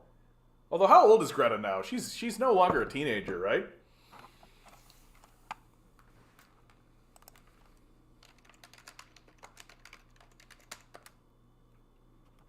How old? She's got to be older than this now. Age. 19. So she's still a teenager. I can still say it. She's still a teenager. Like, I'm sorry, Andrew, dude. If you're picking a fight with a teenager, you lose. Like, you lose. Even if you're right. Like, even if you're correct, you lose. Because it's not a good look. It's, like, not a good look. That, like, you've got to stoop down to this point where you're fighting teenagers. The group that arrested him is actually called Greta. Ha! Ha! Ha! Ha! Ha! Ha! I love it. Dude, I hope that Greta Thunberg is the reason why this guy ends up in jail. I hope that that connection is just as tight as it gets. Greta Thunberg equals Andrew Tate in jail. Let's go. Let's go. Like, who needs Iron Man? We got Greta Thunberg. Alleged rumors are that women were being kept there against their will for business purposes, of course. Yeah, that's the whole shtick. There's video of inside the Romanian villa, all kinds of webcams, televisions up, serious security cameras as well, 20-plus sports cars. Yeah, you can make a lot of money by exploiting women, right? There's a long history of this. Like, humanity does this shit. That's who we are. We're really fucked up. The problem is the tip came from the family of an American citizen, women that were being held there allegedly. So it means he could be prosecuted in the USA. Yeah, we'll see about that. Like, I do think that there's like a poetic justice to it. That like Andrew Tate took the internet by storm and took TikTok by storm. And like all of his videos went around where he was like talking shit about feminism and women. And then literally he goes to jail for sex trafficking. Like, kind of a blow to the manosphere, don't you think? Kind of a blow to the anti-feminist movement, don't you feel? Right? That like the whole idea is that there's this anti-feminist backlash that's happening, and the Me Too movement went too far, and the problem with modern feminism, and this, that, and the other thing. Although, have you ever noticed that all these manosphere guys, whenever they get into a room and start bashing feminists, they're literally in a room with strippers and like prostitutes? You ever noticed this? Like, have you ever noticed that when the manosphere guys go and talk to a bunch of women in a room, it's all a bunch of beautiful women they want to fuck? You ever notice this? Where they're not talking to like professors, they're not talking to activists, they're not talking to members of the community, they're not doing that. They're literally rounding up strippers and porn stars. You ever notice this? I've noticed it. Like, the manosphere thing is weird, dude. It's weird. Nah. Correction. It's not weird. It's just childish. It's just literally boys griping about girls and not really being grown-up adults about it. They're not really engaging in these conversations in grown-up ways, right? And not really talking to grown-up women and having serious conversations. Like, there are obviously women's issues that need to be talked about. Like, women have periods, for God's sakes. Like, there are obviously things that we should talk about, right? Sex is obviously scarier for women than it is for men. Women can get pregnant. Like, these things are obvious. Like, but they never come into the conversation. The Romanian police were waiting for the brothers to come back to Romania. They found out he was back because he ordered Romanian pizza, and the box was in the video he was making fun of Greta. 6 months ago, I didn't know Andrew Tate was until YouTube was pushing his videos on my feed. I just watched left-wing stuff. Yeah, Andrew Tate's rise is very strange. What are you trying to say when mentioning Greta's age? No, I was just asking, and Oddity was just answering the question. That's all. Like, I understand why there is an anti-feminist backlash. I do think that the feminist movement, like if I wanted to be like actually have a critique of the feminist movement, this is it. That the feminist movement has been co-opted by capitalists and by capitalism in order to benefit the system of capital while creating a wedge between men and women. That what men and women should be doing right now is acknowledging that both are suffering under the yoke of capitalism and then binding together and banding together in order to throw off that yoke. But instead, forces like the manosphere, that's like Snecko, to a certain degree Destiny, Andrew Tate for sure, are these forces are instead looking at women who are being crushed under the yoke of capitalism and then complaining about how women don't have time for men anymore, and that the problem is the women and not the system of capital. And it goes the other direction. I think that the modern feminist movement does this to men to a certain degree as well. That men are not being crushed by the yoke of capitalism, and that's why they're angry and grumpy and frustrated and checking out. That's the new thing. Men are checking out. No, it speaks to the what men are and who men are, what men are. Men are providers, and men want this and men want that. And no, men are being crushed by the yoke of capitalism, just like women are. And both sides need to put that shit together, grab each other by the hands, and say, okay, let's not worry so much about fucking each other for this moment, and let's fuck over capitalism. Also, modern feminism was mostly about white women rather than all women or women of color. Yeah, I think there's truth to that as well. There's like an intersectionality thing going on as well. Pedos always always argue for the age of consent to be lowered. I say because we're such an immature society, follow the half your age plus 7 rule. You should be fine. Yeah, that's right. Half your age plus 7 seems accurate. And like the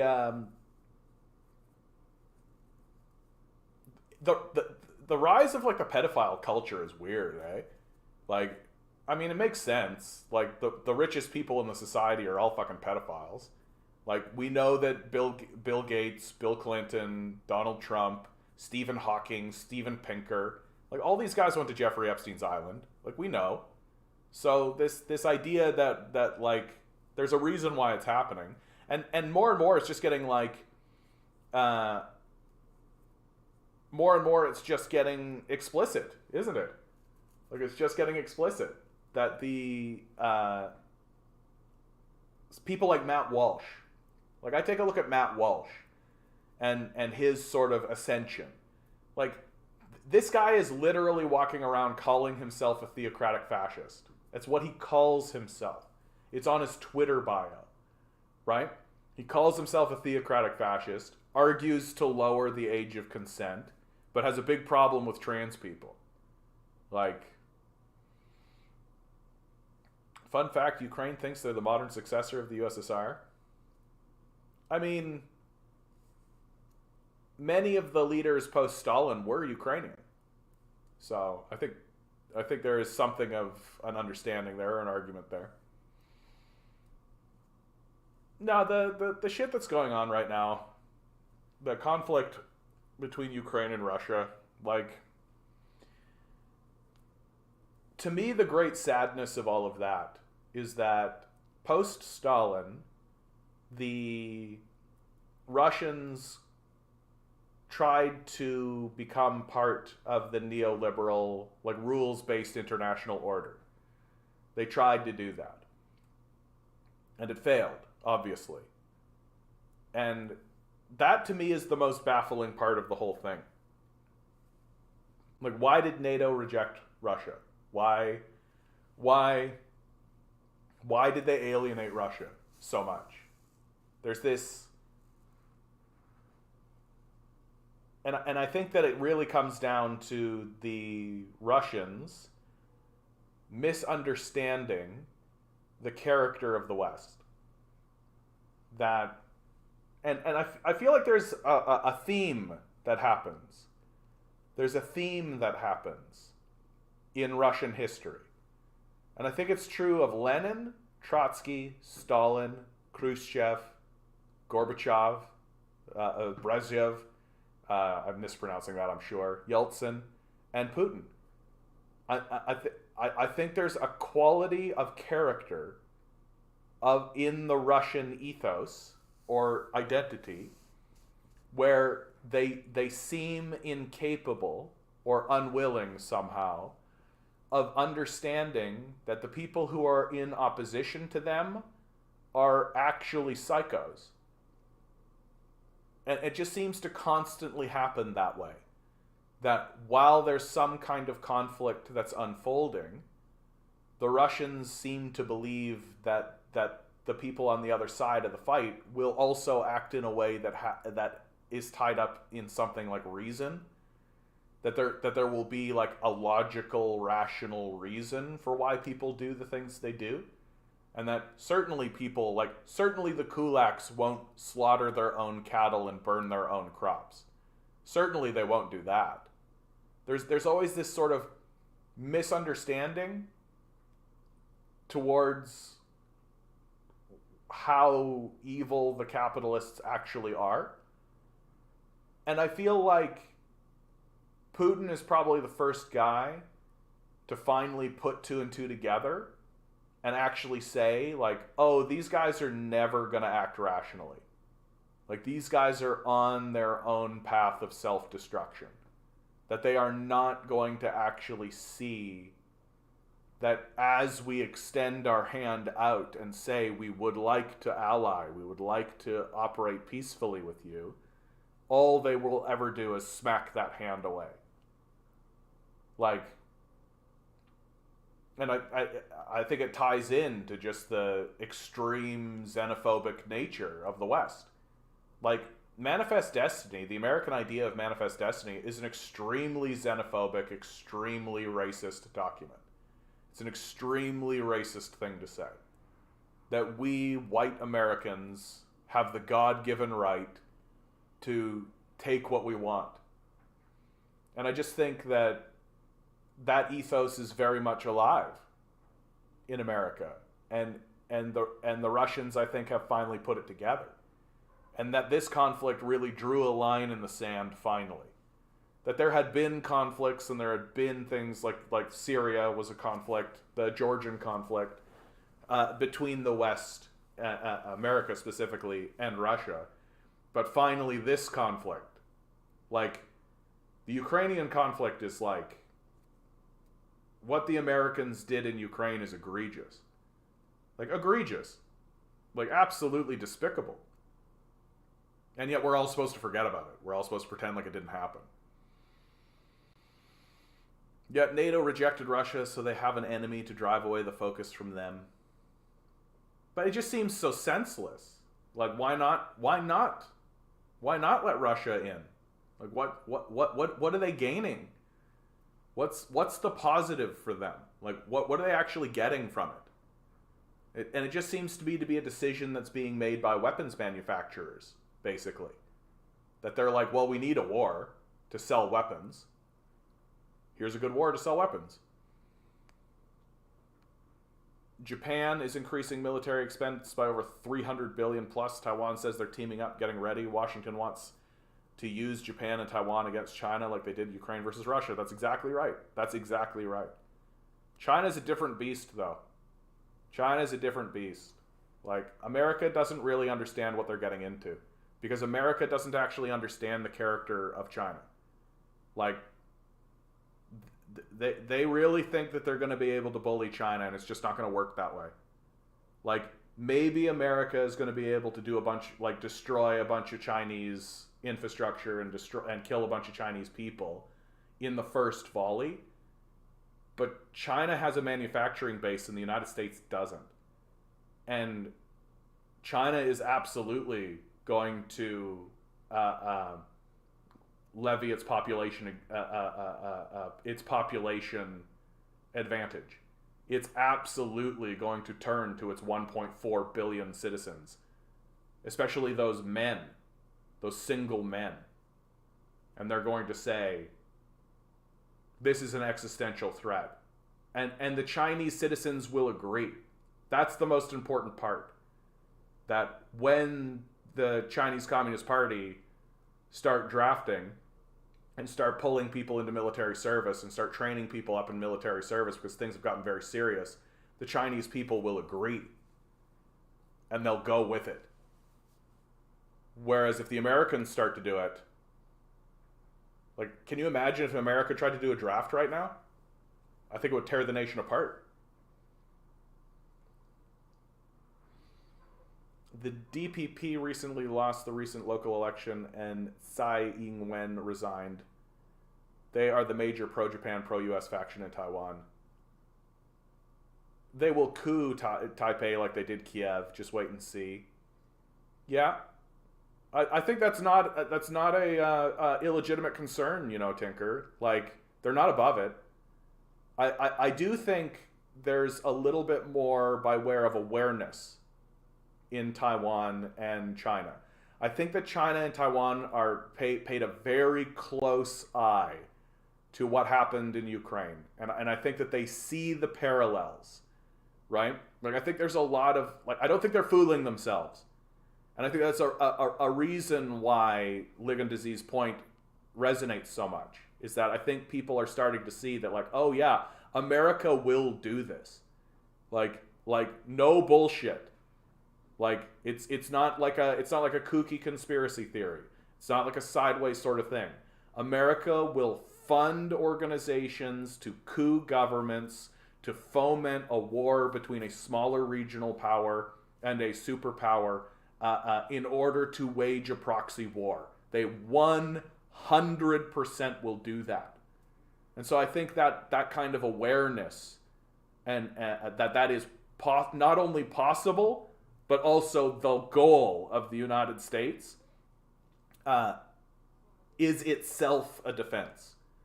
So I'm somewhat hopeful. And honestly, if there was a coup in Taiwan, I think the Chinese would go in. I think they would. I think they would go in immediately, and they would go in hard. Like, when Pelosi visited Taiwan, the Chinese ran a bunch of drills and really showed their capability and their readiness. I think that's the thing. That like China is not, like, if Taiwan was to suddenly declare its independence, or there was a coup in Taiwan or something, it's not like how it is with Russia. That when the coup happened in Ukraine, Russia had to begin building its military capacity. Right? That's not how it is with China. And Pelosi's visit to Taiwan showed that to be true. That China's ready. That if Taiwan is couped, or if something fishy happens in Taiwan, if something real goes on, China's ready to go. And they will. They fucking will. So that to me is what the difference is, I think, there. Yeah, explains why the liberals are investing $300 billion for 15 useless warships to help NATO surround China. Yeah, I don't think it's going to work. Like, one of the things that I think is really true about China is that we don't really know that much about it. Like, you can see that. By the way, good. How you doing, Broccoli Cheddar Rice? Good to see you. Like, the Americans don't really care to know anything about Russia. Like, they don't really care to know anything about China. Not really. And so I just think that America is just going to wander into this just quagmire of shittiness, and they're going to lose. They're going to lose really bad. Like, they don't have the resources to wage a war against China. They're too spread out. They're too thin. Like, they've got resources still invested all throughout the Middle East, Africa, Latin America, right? Eastern Europe. Where are they pulling these resources from? To wage a battle against China? Like, that's not going to happen. I mean, it's going to happen, but they're going to lose. You know what they want, Jonathan. Not only the war, but in their best case scenario, a continent-sized treasure trove of resources. Yeah, that's what it is. And I think it really does speak to the American inability to do actual diplomacy. Like, I just think that America no longer is interested in diplomacy. Just talking to people, making deals, right? Like, it just seems like they're incapable of it now. That to America, doing diplomacy is do what we tell you, and if you don't, then we bomb you. Like, it's not diplomacy. Latest CIA coup was in Peru, and also they put Argentina's Kirchner in prisoner on fraudulent charges because she's left-wing and a critic of IMF. Yeah. Like, but they only have so much, and I, like, the Americans' dollar supremacy is coming to an end. And it's going to happen so fast. Like, it's going to happen so fast. I think that's the thing that I think people don't really understand. Like, the decline of the American dollar is going to happen so fast. Like, remember 2008, where suddenly there was like the big housing market crash, and it was so fast, and it was happening so quickly, and nobody knew what was going on, and it was just an upheaval, and it was chaos. Like, remember all that? Well, times 10. Like, this is a major, major, major shift in how the world is run. And the rest of the world is going to look at America, is going to say, we are no longer trading in your dollar. So no free money for you. No free dollars for you. No free currency for you. No free lunch. And they're going to say, what is it that you actually do? What is it that you actually make and manufacture? What is it that you actually create? Moreover, why should we actually care about your population? You have a population of 280 million, 300 million. So, China alone is 1.4 billion. Why should we care?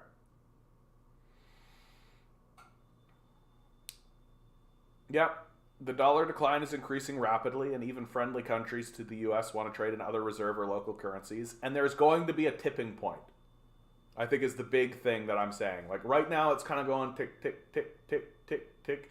But the Americans can still play the game a little bit. It's going to tick, tick. But eventually, it's just going to be like... And the American dollar is just going to devalue. Just... It's going to happen so fast. So fast.